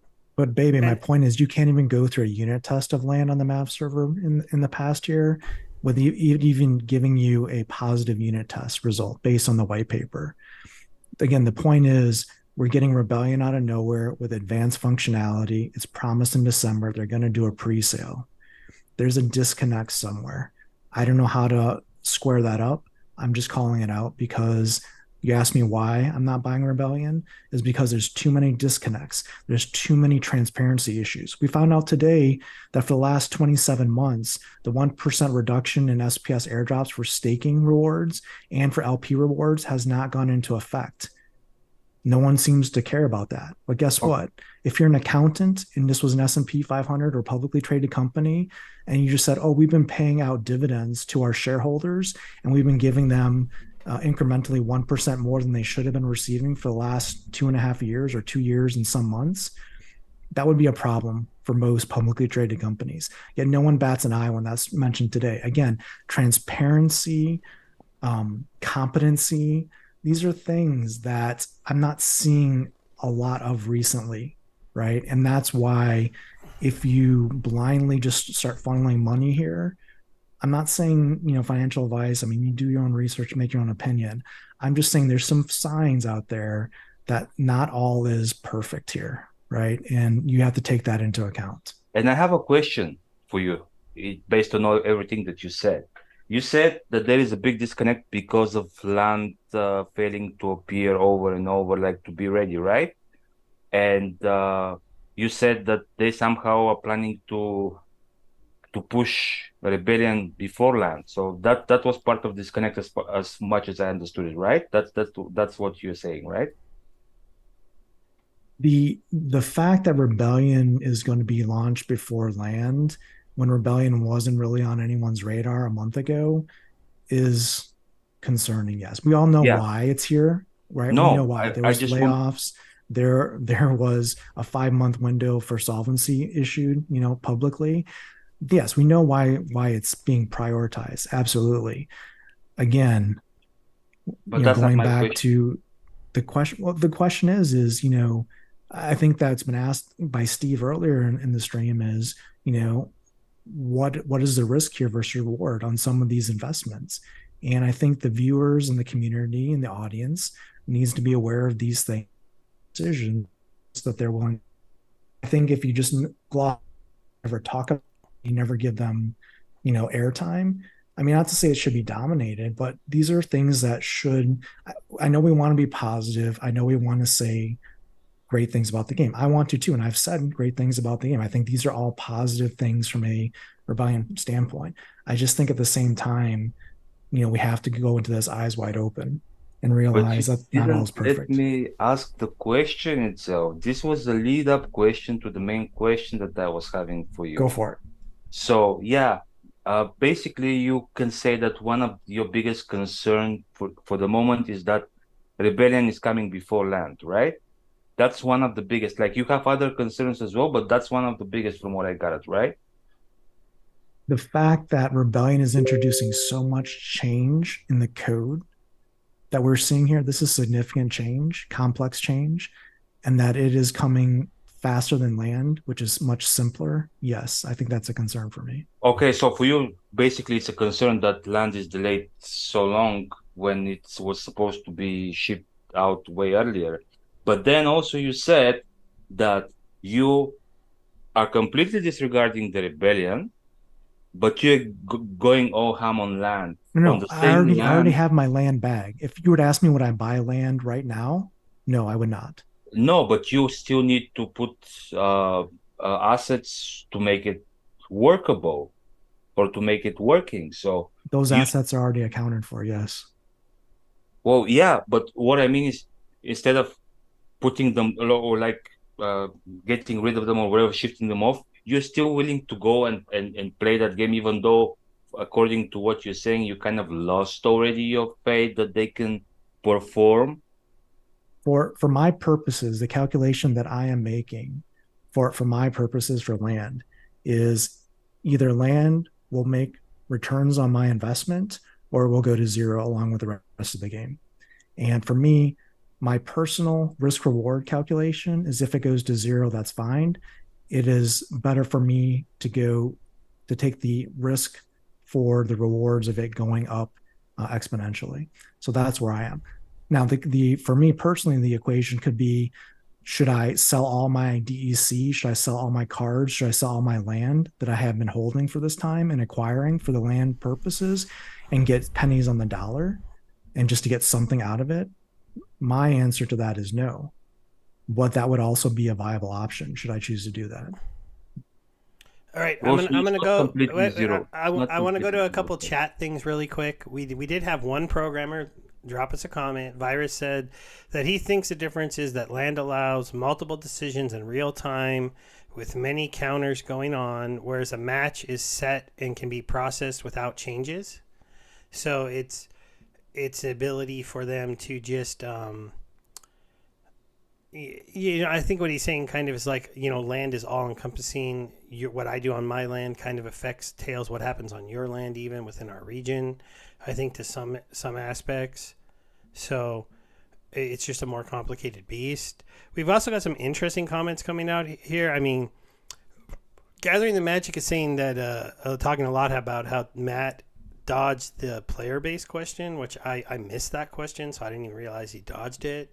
We got Mondroid, who's a dominant player within the game, even dropping hints that this could be like a last, kind of like fundraising before they tell us, we're just not going to do land. I don't see that happening because they're literally adding the spell mechanic that land is going to do into the game. But it is interesting to read all of this. And I think I agree with you, Tails. The main thing, the reason why this pre-sale is happening is because they needed the money and they need the big win to get VC backing. But I am surprised that they say they can deliver it by December. That does give us possibly November to have land come out. But I mean, it does seem.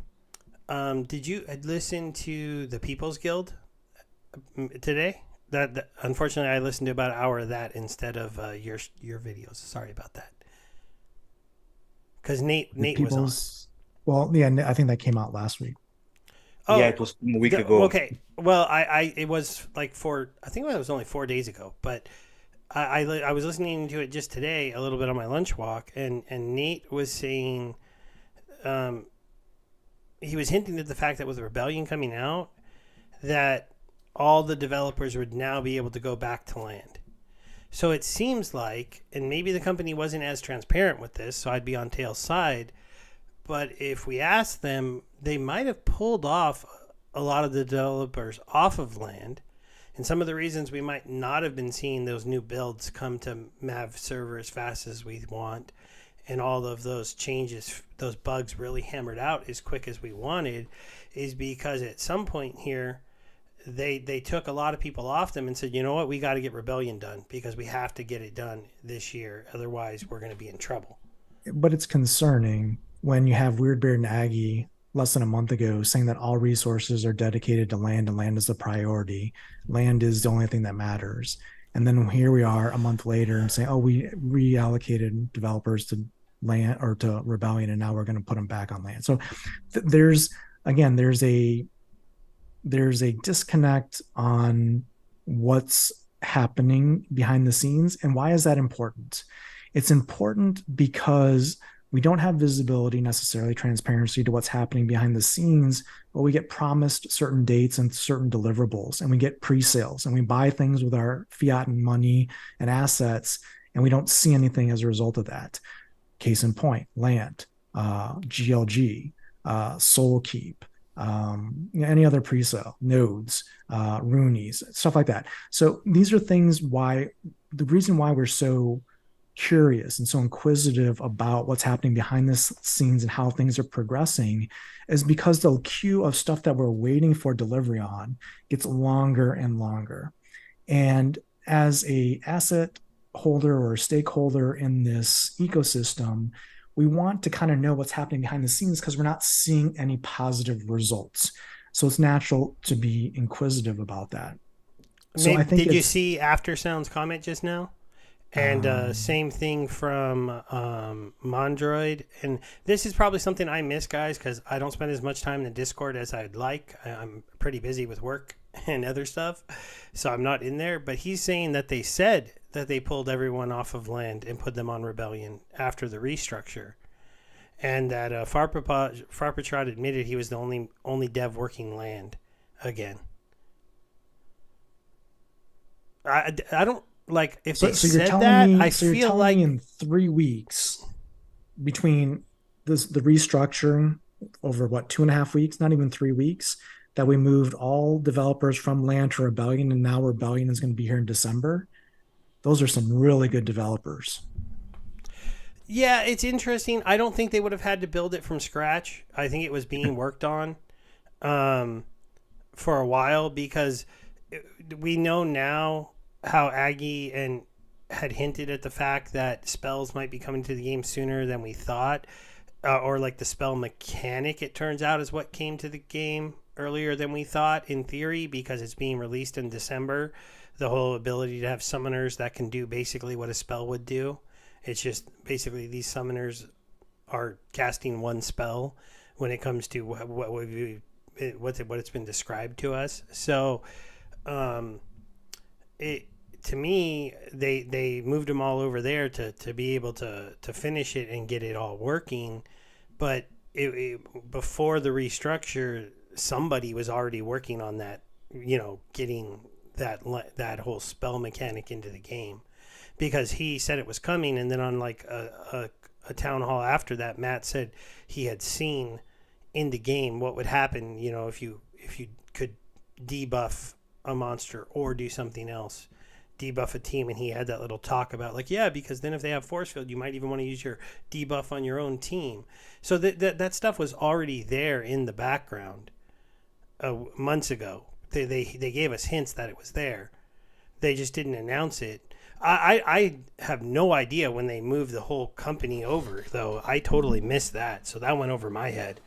I didn't see anybody talking about it, which was interesting. No approval on your side. Nobody asked you for approval. Well, I'm not expecting them to ask me to approval. I'm just saying, like, I do consume a decent amount of content, and I don't remember anybody saying, oh, hey, there's only one dev on land now, guys. They're going full bore on Rebellion. But apparently it was common knowledge to the people who are a little bit more in the weeds of the Discord. And I see, just to go back to chat, I see what Aftersound and Alex Toro are saying. They're saying that there's other devs that have been working on Rebellion, and this has been on the roadmap, and it's been happening behind the scenes since Splinterfest.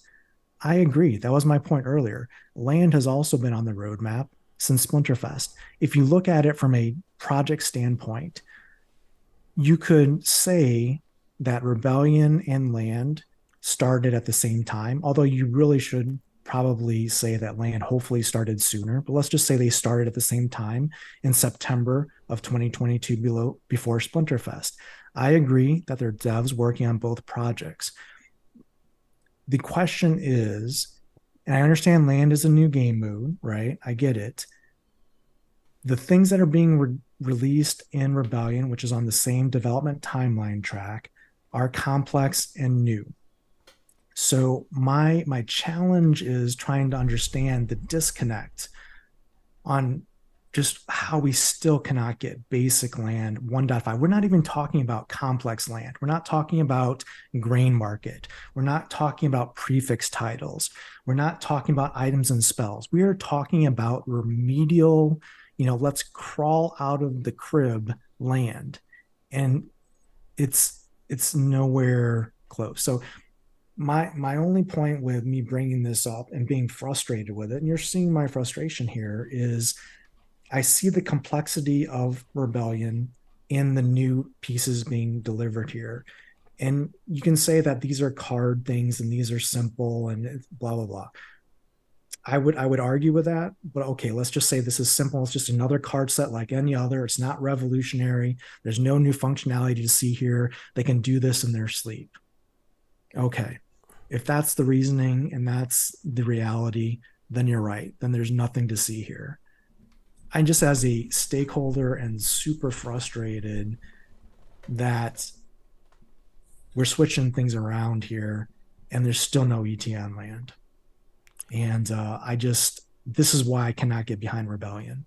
I cannot give money to a company that doesn't make sense to me anymore. Yeah, and I'll admit, I have some of that frustration too, baby, and that's why I'm so torn on whether or not I want to really buy packs in this presale or not.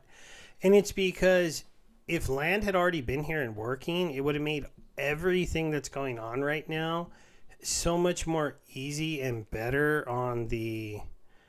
hold on, we got to ban someone from the chat really quick. Wow, we're getting famous, man. We're getting bots coming here to advertise. Oh my gosh. Adult Whole market. We're getting sponsors on all the channels. Yeah, new sponsor. Let's go. Yeah. They're spamming somebody else, but it's kind of a good sign, guys. Maybe we're getting enough people hanging out and watching and interested in what's going on. I have to admit, honestly, just what the chat is telling me, and I wish I would have knew this before, I feel a little bit better about Rebellion coming out. And Aftersound, thanks for bringing your sponsors to us. That that Rebellion is done and is going to come out, and it makes me a little bit more bullish on the idea of getting into this. I still don't know if the right play is buying packs or buying cards after the fact, because the plain fact of the matter is everybody who basically, while you say I might miss out for a year of playing with these cards, which is not in reality, because if I needed the card, I would just buy it later on. Oh, I know that you buy them anyways, but you're joking, you're making it interesting. Yeah, but all of this last year and a half, pretty much I got laughed at by everybody who didn't buy in the pre-sale and just bought chaos cards as they needed them because they I'm got sure so there were cheap so people fast. laughing. And I'm so sure there were people laughing at you before the boom several years ago when you were buying your stuff before and playing this game for peanuts.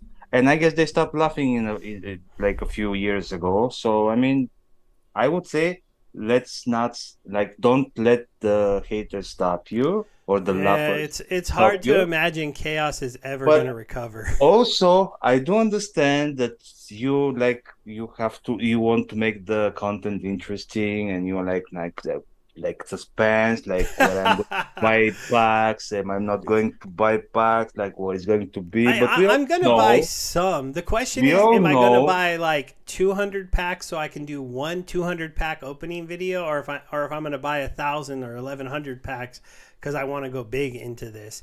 if That's what I I'm not sure on. if I had to bet with somebody like aside from you because you cannot know for this bet, but if I had to bet like how many packs you're going to buy, I would definitely go with 500 plus. I don't see you buying less than 500 plus, no matter what you tell me on this stream, no matter what you tell me on Discord.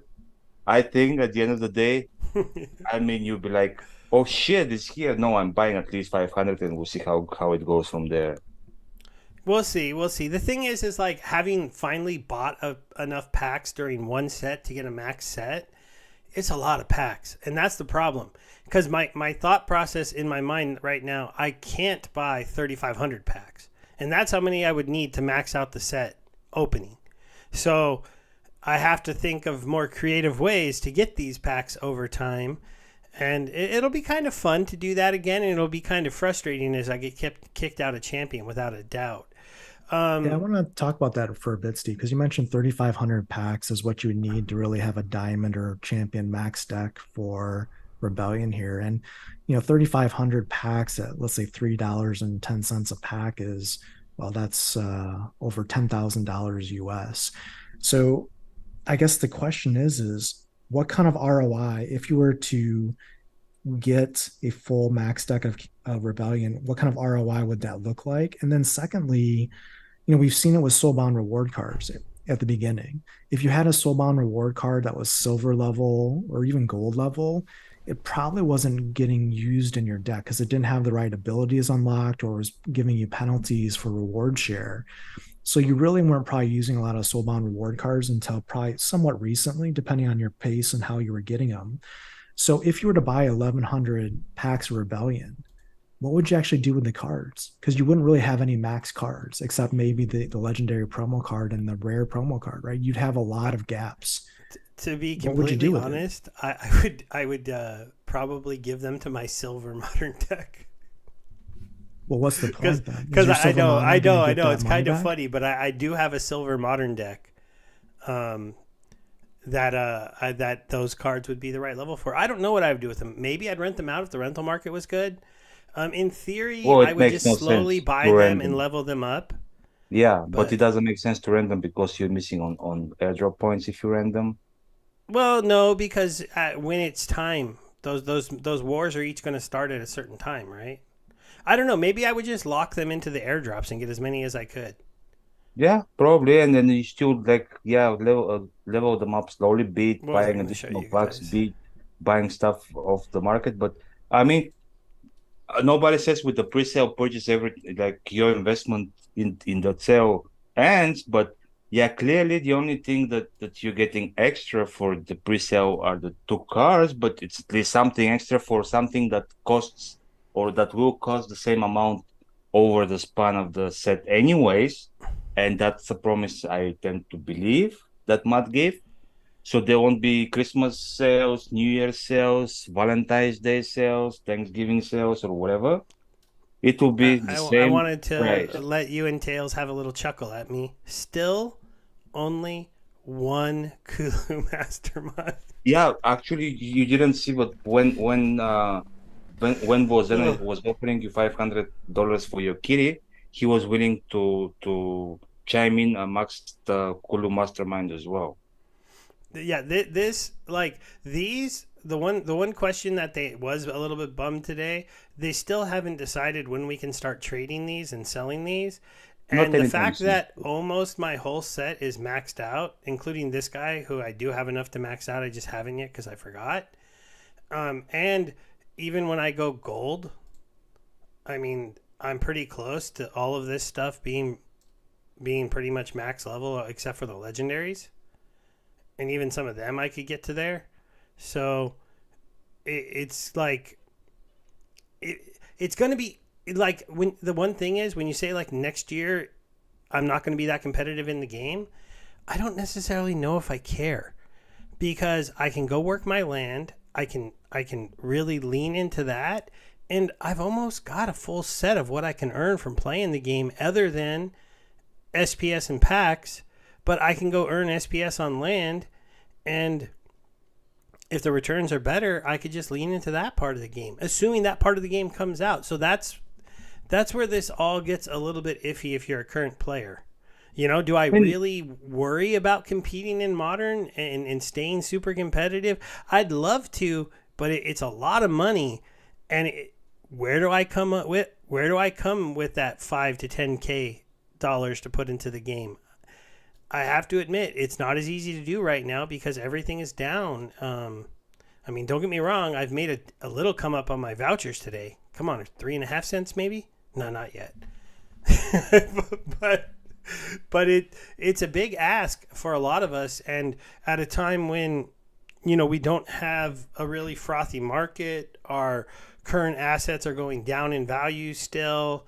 Our assets we invested in 2 years ago are still not playable to earn really returns with. It's just one of those things that's gonna be questionable. But I feel like there's enough hype in the crowd to where that I do think they'll sell out those 500,000 packs. I don't think they'll do it day one. I think they will do it over time. I do think that there'll be 6 players who are willing to buy more than they need because they want to design cards. And they are just the players who happen to be, because let's face it, if you're a Splinterlands player who's also big into Bitcoin and you've been buying Bitcoin all year, you're actually doing pretty good. So It says the clock is ticking. It's not taking that fast, buddy. It's not that fast. So yeah, Virus said bronze is going to be the rebellion playground with everybody renting out their 1BCXs they can't put in the wagons for airdrops. That's funny. And Stock Jockey saying it agrees with me. All the new players will not care and will work land too. And you not caring? Yeah, I mean, as long as you can convince yourself that, I'm okay with it. I mean, who you're kidding? I mean, it's just something. I mean, I do have 200 lands. I do need to work them. A lot of my collection is going to go to that. It's mostly my alpha, beta, and maybe untamed. Also, something that land is going to do that is not really a viable option today, but I could become a wild player. I wouldn't do that today because the wild playing is full of a lot of bot accounts and the SPS rewards are way down.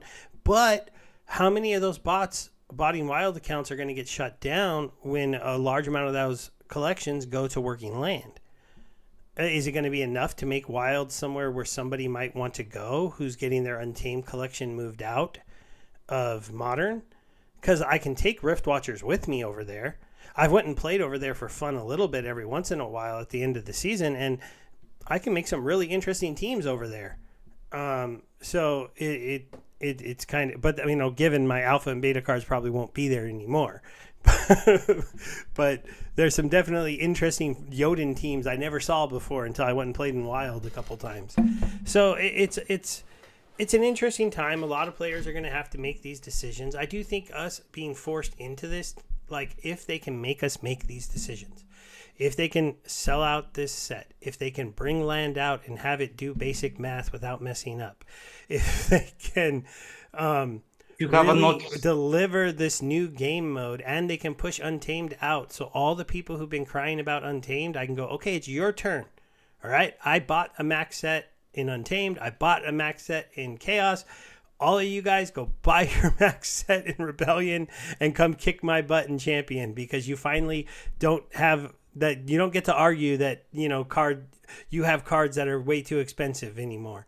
And and all that starts to happen, I mean, next year could be really good for this game. But I think I'm a little bit on tail's side. You got to show me something. You got to get land out, and it has to work. You have to sell out this pre-sale. Otherwise, I don't see myself bringing outside money in. Now, there's a chance one of my other crypto projects makes me some extra money. I got a little gift from being a Splinterlands TV streamer today. I might be able to sell that and get a little extra cash. There's some things I could do to maybe position myself with moving around internal funds. Like I could go ahead and sell the kitty, sell the Yodin, see what I can get from them, but then I'm not bringing outside money in. I'm just taking somebody else's money and moving it into Rebellion because they want a Yodin or a kitty for some reason. I don't even know if those cards are sellable right now, though. Anybody gonna buy them? Yeah, Vozen is buying. Oh, your but kick for and 500. really quick, Gathering wants to know if I think that DEC pumps with Rebellion. You guys have to remember one thing, and this is something that gets forgotten about a lot of times when people talk about will new sets pump DEC. It can, but not as much as you think, because the whole time we're sending that DEC to Splinterlands, they are slowly selling it right back into the community to get stable coins to fund their company. Now, the new set is going to do that less than past sets, and they sell it responsibly, but you I know I'm not bluffing. I don't have any new money to bring in right now. I wish I did. Things are too tight in our country right now, and I told you my But raise got delayed. I want before And a you bunch of move people on. got laid off. I'm just happy I have a job.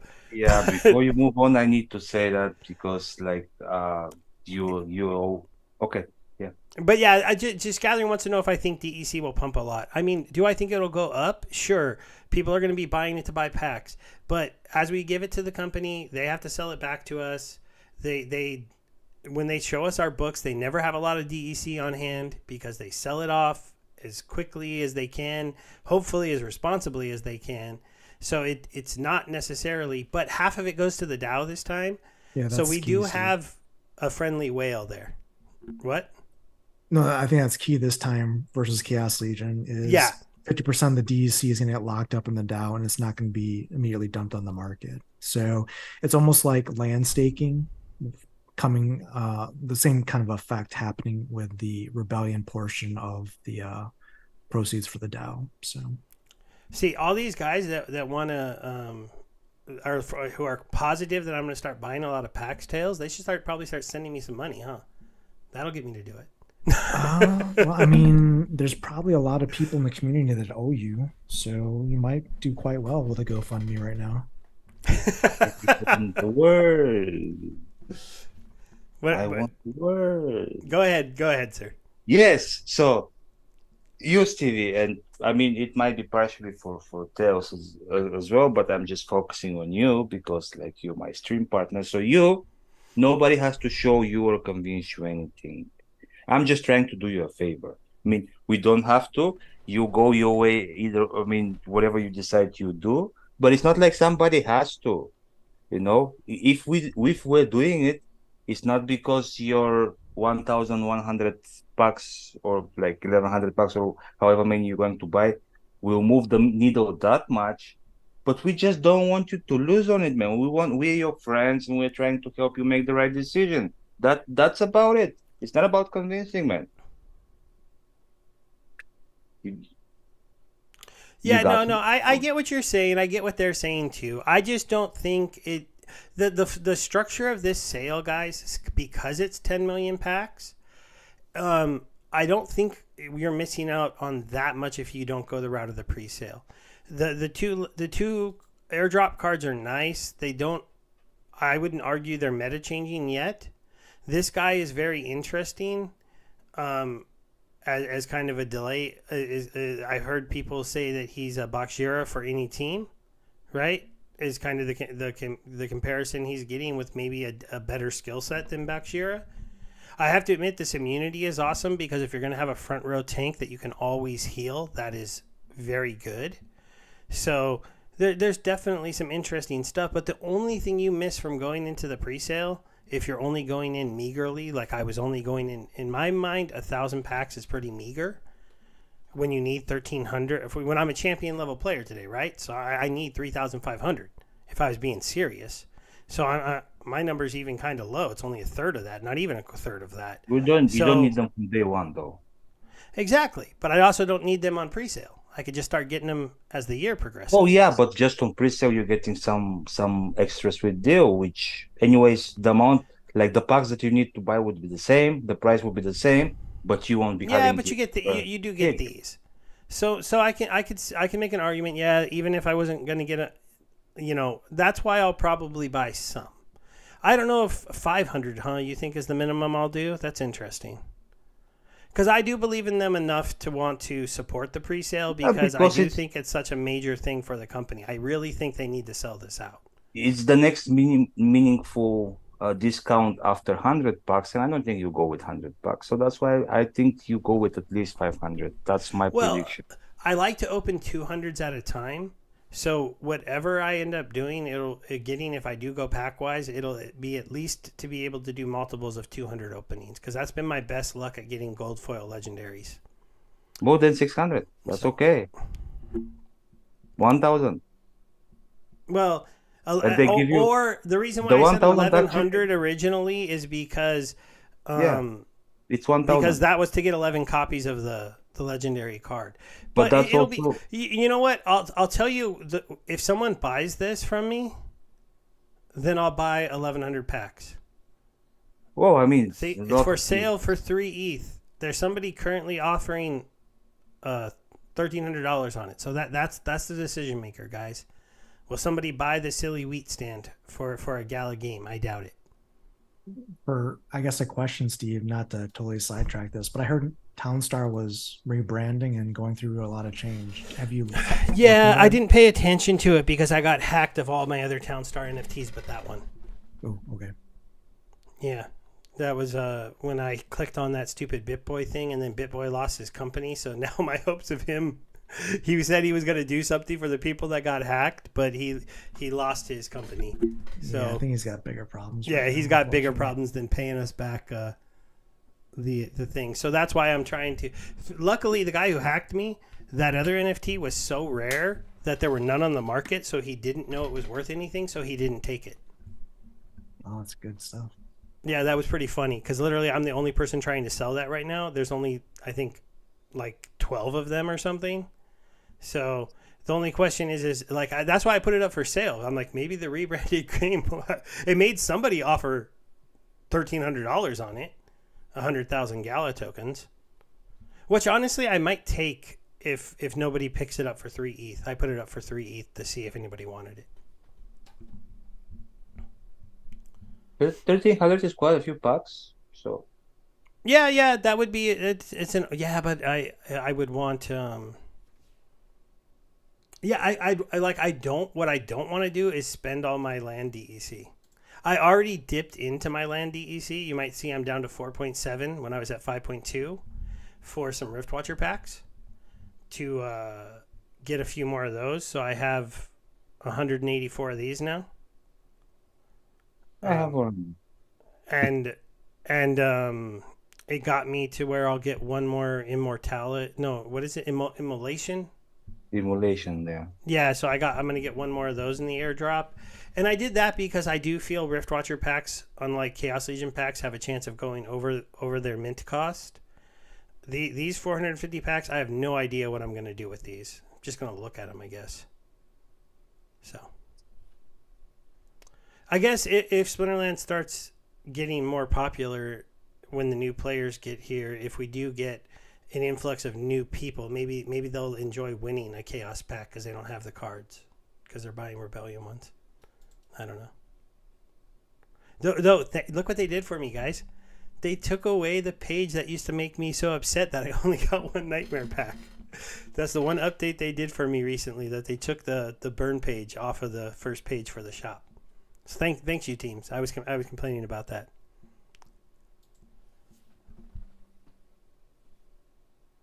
Oh, and then what do we do with our Nightmare packs? Anybody want to touch that? That is like a complete afterthought at this point, right? I don't care about. I mean, I do have. I have 200 of them, not a lot. Yeah, I mean, I have 100 to 110, something like that. But that's not the point. It's like we are at a point where just a major change happened.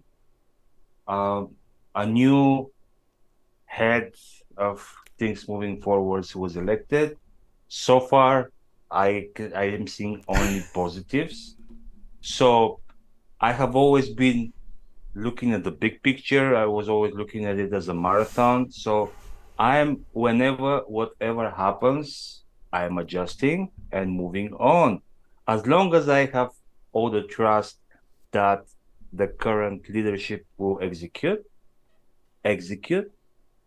I'm like whenever, whatever. I don't look at the price of SPS last week or today or in a week because I don't care. For me, it's just a coin in a game for now. If it comes to, if and when, in my opinion, comes to a point when I care, then I might start looking at it like, shall I sell it at $7 or shall I wait until it hits 10 or I don't know. But I mean, that will happen when it happens. For now, Matt has a vision. He lays out as much as he can at the time he can. And so far, I'm liking what I'm seeing. I see a lot of change from Chaos Legion. I see a lot of mistakes learned from. And for me, that's enough to convince me that me believing in the project, I feel on the right path. But that's a decision everybody has to take for themselves. So you do you, as people say. Yeah, I got we got an interesting take here on what I should do with my nightmare packs. It's pump them into vouchers because vouchers should see a nice come up in as we burn through all of them in the pre-sale and then have to use them to buy wagons. So that's an interesting. But we print so many so fast. You really got to time a voucher trade correctly Now because they we start have to going back down. we have to burn DEC to get vouchers. We have to burn SPS to get No, DEC and no, then no. DEC to Like get I do vouchers. think it might be a responsible time for the people who have extra SPS or don't care to just dump it into DEC. Because see, you push SPS even lower, you raise DEC. And this is the crazy part of this situation. If everyone just kept doing that until DEC finally got above peg, then SPS would be so low that you would have to burn a ton of it when you were doing that arbitrage. And I mean, it would just for a while it would just burn like crazy. And it's But not impossible to happen. I mean, if and I firmly believe, of course I might be wrong, but I firmly believe at least the pre-sale will be sold out. I don't have the conviction, although I like the way he's thinking of gathering the magic, who thinks it will sell out in 2 minutes. I might say probably 2 weeks, but I think it will sell out, and that's already 500. Like that's already half a million packs. That's already like 4 billion DC taken out. And also, it was said that the DC that the team is holding is about, I think, 2 point something billion. So it might get really, really scarce the DC out there, even just by selling the pre-sale.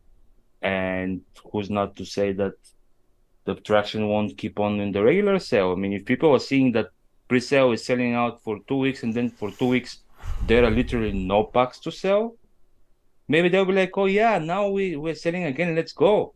I mean, who knows? yeah, it was interesting that in this pre-sale, he said you're going to get the packs and be able to sell them if you want to. You won't be able to open them yet, but the secondary market sales are going to be open like right away. Yeah, but why would you?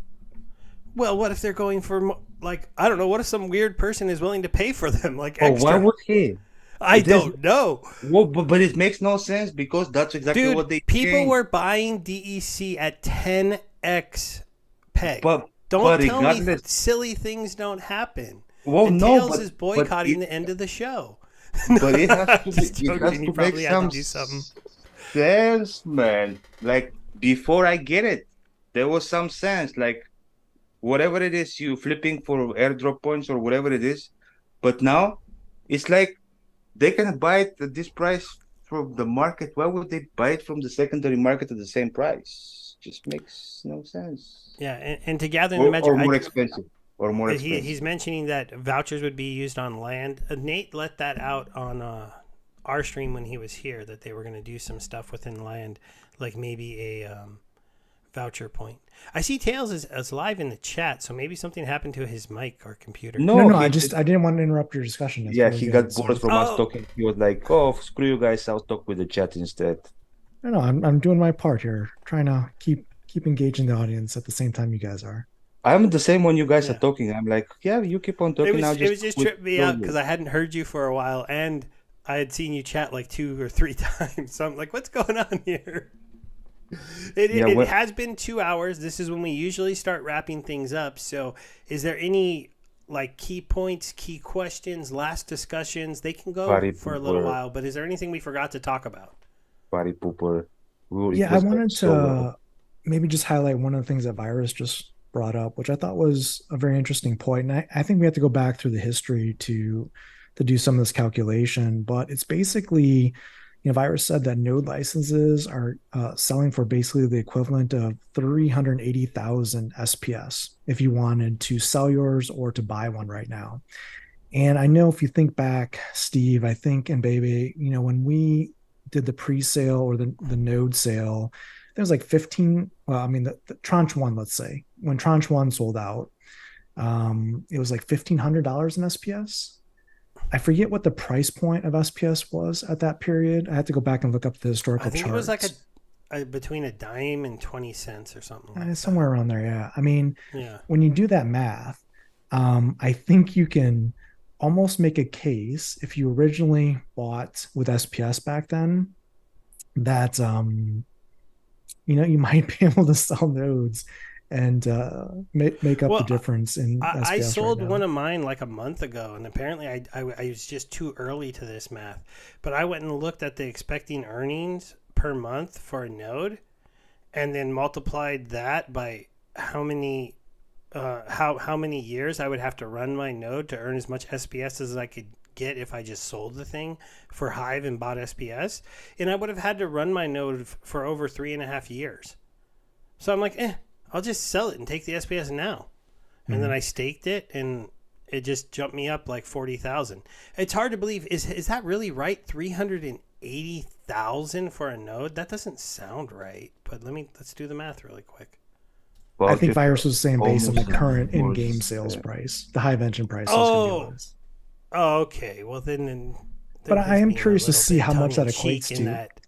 Let's do the exercise. Go to license. Let's see what the Yeah. So translation is. so right here you can get 430 swap Hive, right? And if you go to 1,430. the exchange pools and you do Hive for It's almost 4 cents. SPS, you could get 32,000. Yeah, that's about what I got. I got about 32. I got 33,000 SPS when I did it because you were getting more Hive back then. I Yeah, and I have to remember do the math. because if I could probably go into my currency activity. I'm outing myself, guys. Shh. Can you pull up like Coin Market Cap or CoinGecko and see what the price of Let's see. SPS was? SPS. And see, I sold this for vouchers today, 2,500. But in here, a couple months ago, I had one big stake. Let's see if I can find it. Like I don't know how much SPS was Can back you then. We had to filter do these? I don't remember. the history there, Steve. But if Oh you yeah, bought a node for stake 1,500 tokens. SPS, and SPS was 12 cents at the time, that was only 12,500 SPS. Yeah, see, and here it was. It was I got 32,000 and SPS for it. So I knew it was in the 30s. I was a little wrong, but it's almost the same as today's prices, right? 32,300. I thought I got 33, but I sold it for 32,000 SPS, and I just looked at it as an SPS flip. Because you're right, it didn't cost me near as much SPS as we actually put in there. Which is an That interesting we put out trade. when we bought And them. I mean, if you do the same thing, like I know people dig on Waka, people, and if you look at Waka, you had to buy Waka and SPS at the time. I think it was like, oh man, was it like Oh $1,200 wait, with that's SPS? Solana. How did I end up on Solana? I hate when I do that. Could have swore I clicked SPS and then all of a sudden it was Solana. Oh, look at this chart, fellas. Kind of like the Bitcoin double top, huh? Do you remember when those were on sale, Tails? I would have to go back. It was the same day that it was another event. Was it Rift Watchers? Was it Rift Watchers that pumped nodes tranche one? Because there was a pump in SPS price that led to the tranche one sellout. Because basically everyone took their SPS and moved it into nodes based on the pump. So it was probably right around here, right, when this little bump up happened.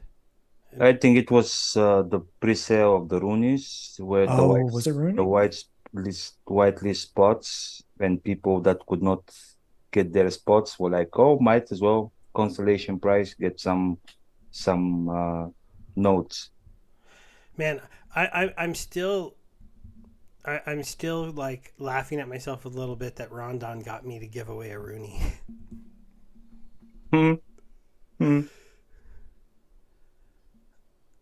Yeah, Virus agrees that it was Rooney. So when did Rooney's come out? Does anyone know? Come on, chat. Where are you guys at? Now you can check in OpenSea when the collection was created. It was a week early or something like that. Now you're making the host go and look everything up? Yeah, if somebody can, I can. I mean, how many months was it before Splinterfest that Rooney came out? Was it October 2022? So it was right around Splinterfest. So September. Yeah, I think it was 2 weeks before. 2 weeks before the creation, I think, was September, the October. white spot sale. Yeah, so right in here where it came one of these ups. It must have been. So SPS would have been around 8 cents at the top, 8 cents when they bought those tranches. But By the way, what's the basically point of the it went exercise? down 7x in value down to 1.2 cents, you're able to just flip it into, because the whole point of buying a node, at least in theory, was to make SPS with it, but now you could just sell it and make that SPS, which is why so many people sold them.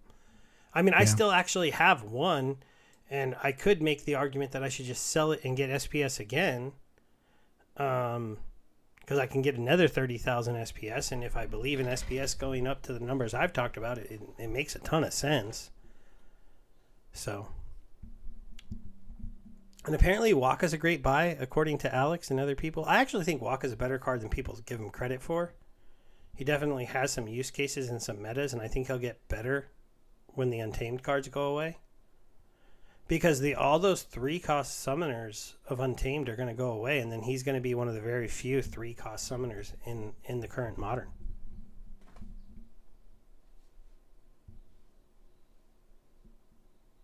So Woody is saying that it was Rift Watchers pre-sale, not Rooney. Not Rooney. So Woody disagrees. We have to look it up. Off stream, we'll take a look at it. But in either way, I seem to remember it being around 10 cents, which means it would have been somewhere back here in January, like right around here. But either way, like we were between it's a huge positive. I mean, $1,500 at 10 cents is still 15,000 SPS. So you're doubling your SPS plus all the SPS and voucher drops you've gotten in the meantime if you sold your node today at today's prices. And you could arguably say that if you believe SPS is going to recover, that the current price point for SPS is good for buying on Hive Engine. So it's actually one of those rare situations where it could be a win-win. It could be a win for those selling nodes, and it could be a win for those buying nodes, because now you got vouchers on the rise. So it's an interesting market condition right now, honestly. Yeah, I did keep one voucher so that I could keep getting, one license. But I had 2. I never planned to run 2 separate nodes. a while ago, I became a believer that when you buy things, you need to buy one you can sell. And so I sold one when the math was right on SPS.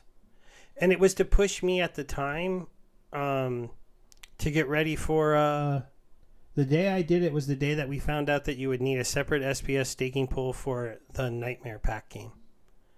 Because I didn't have enough SPS at the time. If I needed some SPS to go to that pool, it was going to hurt my earnings within the game. So I went ahead and picked up a big chunk of SPS and staked it. And since then, I've had plenty of time to earn staking rewards. So now I have more than I need. So here's a question for you guys. Because we talked about EV and opportunity cost. Is the play right now, if you have a node, to sell the node for SPS, swap the SPS into DEC, have the DEC run up, and then swap that DEC to Hive to buy the node back just before Land 2.0 white paper comes out with node benefits for land? Is that the play? I don't know. It's an interesting one. My place to hodl. So Hodl everything. Yeah, Well, I yeah. mean, I have to admit that I was going to seriously start a just dump SPS campaign to get DEC to peg. Because I'm not joking how bullish it would be if when the bot started arbitraging SPS was like half a penny, because then to get $1 worth of SPS, they'd have to burn, 2,000 SPS each time they do it. I mean, they would just liquefy so much supply so fast, and SPS can't really go up until DEC is at peg. So I mean, can it? Can you guys see any other way it can? I guess Rebellion brings in buku new players and they have to buy SPS and stake it to play at the top leagues. New players is not in the picture anytime soon. Yeah, they still have to buy DEC to get the cards or to rent the cards. So DEC would still be rising in tandem. Yeah, but they would like that's the only time I could think that SPS could outpace DEC. Because technically, if they were not smart new players, they could buy credits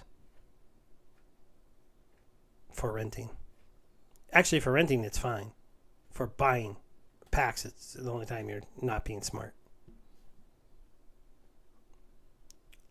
Oh, I have $1 worth of credits. I can actually buy something in today's market with that, huh? But that was interesting. Did you have anything you wanted to talk about, Bebeomega, before we get out of here? Yeah, vouchers are almost $4. Almost $4? Yeah. You mean 4 cents, right? Yeah, okay. Yeah. Minor math, dude.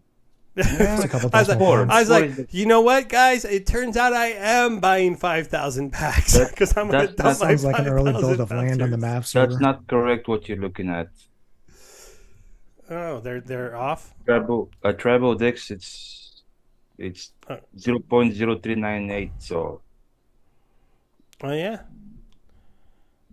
So, just I mean, if this number keeps going up, that would be a great sign for the Rebellion presale. I'll start to get bullish. Like, if you guys want, if you think that that's going to sell out on day one, then or 2 minutes, as we've heard some people say, then this has got to push north of probably about 6 or 7 cents.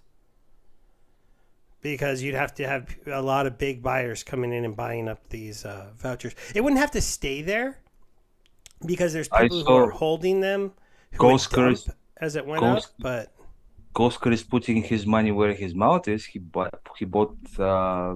around like 8,000 vouchers in the last whatever 1 hour. Since we've been on stream, the voucher price has gone up another, I don't know, 0.005 cents, and the $2,000 in volume has been added. So the market depth here for Hive Engine, again, there's only $4,000 in volume, which is actually very small, yet the price is up almost, it's definitely over 45% in the last 24 hours. So that's, I mean, honestly, if you can take advantage of it, might be a good time to sell vouchers. Yeah, look, here he is. Yeah, I mean, and you got Rift Summoner buying. You got God Zero selling. Don't you like how everything's open on the blockchain? You can tell on each other. After some just keeps on selling his vouchers. Yeah. Well, that's where he gets his ice cream money, and the man likes his ice cream. Yeah. You can't. Well, You know what? If that's what you want, but you know, I would have been like the greatest move I've made in the past year in this ecosystem was selling every single GLS token I got for the first until it was like literally until I think it was a penny, and then I finally started staking. But the biggest mistake I maybe made was I put all of that stuff into cards. Yet to be seen if that was a mistake or not. I bought a bunch of extra cards. But yeah, if vouchers are going up, it's gonna be very interesting. But guys, we're gonna end it there, I think, unless Tails one more thing. Well, I was just gonna ask one last question. Where do you think vouchers cap out at? So the implied maximum value for vouchers right now is 20 cents. We're at like 4 cents now. How high do you think they go? Because remember, I think it was the Zerial voucher value was also like around 20 cents and we got to like 13. Yeah, I would say somewhere between 15 cents would be the top I could imagine. That would be the most. And if it got there, that would be really, really bullish for Rebellion. And I mean, could you imagine what that would do also just for SPS staking?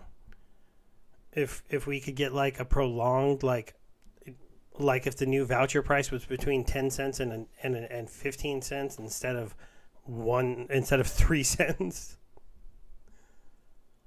I mean, I'm seeing here there is like a huge, well, I mean, I don't know how huge it is, but 77,000 vouchers sell, which at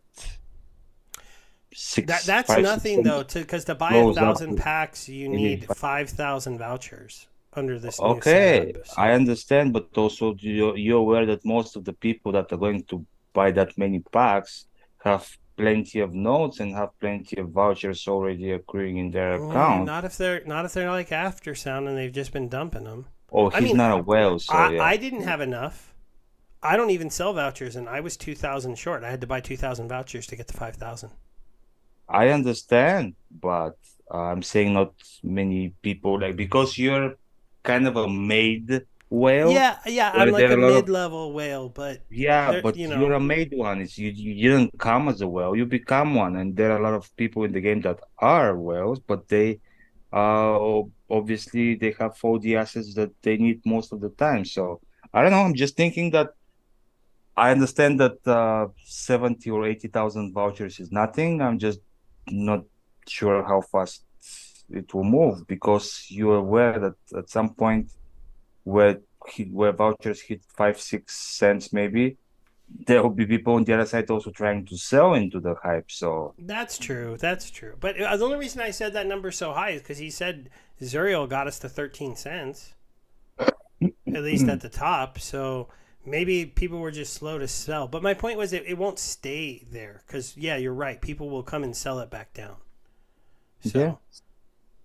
I think, but like, could we cap out at 15 cents on like, a mad rush to buy I think at some point? I think so. In my opinion, I don't think we're going double digits, but that's my opinion. But we'll see what happens. For the one time, we're more bullish than you, baby. Oh, it's not about bullishness. It's just I just think there's supply issues, and there's a lot of people not paying 100% attention, and so this can spike up, and then it will go back down because somebody who has a bunch. Like, to be honest, if it went all the way up to like 15 cents, like 10 cents, I would dump some of the ones I just bought today and just buy less packs, because then I could pay for them with some of the money I made from the vouchers. So.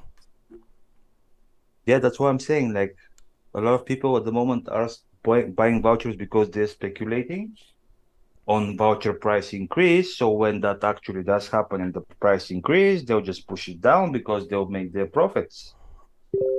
So that's why I don't think it will go into double digits. All right, let's go ahead and end this. It's getting way too long. Thank you so much, everybody, for hanging out with us tonight. We'll be doing our normal show next Monday with possibly a special guest. I can't confirm or deny at this point. We'll Oh, I see have been if telling that everybody, man. happens. What? Yeah, I've been telling everybody. It's I set. know. It's set up already. I said like, yeah, might be if something happens, yeah, it might be postponed or changed. But yeah, I have the confirmation, so You you guys get can an upgrade? you're free to talk about it, man. Oh, okay. Then in theory, the Matt, the new leader of the ship will be with us next Monday night. But we will be going live at 6 p.m. instead of 8 p.m. because we have to respect the fact that he likes to sleep at night. Yeah, one Matrosen coming in the house. Yeah. So Tails, we got you in just before him. You were the pre-show, but he might be a slight step up to some people in some people's mind. Only a few. Though. Yeah. The No, warming it's, up. it's definitely an upgrade, and I'm really happy for you guys, and that's gonna be an awesome show. So I can't wait to see that next week. Actually, thanks for coming, Tails. It was a pleasure talking with you as usual. Yeah, Even as it always, baby. was It's always good. Look, eye-to-eye on I many love the topics. perspective. I love the discussions, especially on this stream, because I like to understand how other people are thinking that may have different viewpoints than me. And trust me, I build it all into my equation, and appreciate both yours and Steve's opinions, because you guys are obviously Likewise. trusted community members here. So appreciate it. Thanks for All right. coming. Yeah, thanks for coming, and thanks for everybody hung out the whole time. It was a fun stream, and next week should be better, hopefully. Bye. Come on, man. You shouldn't have offended with that. Next week will be just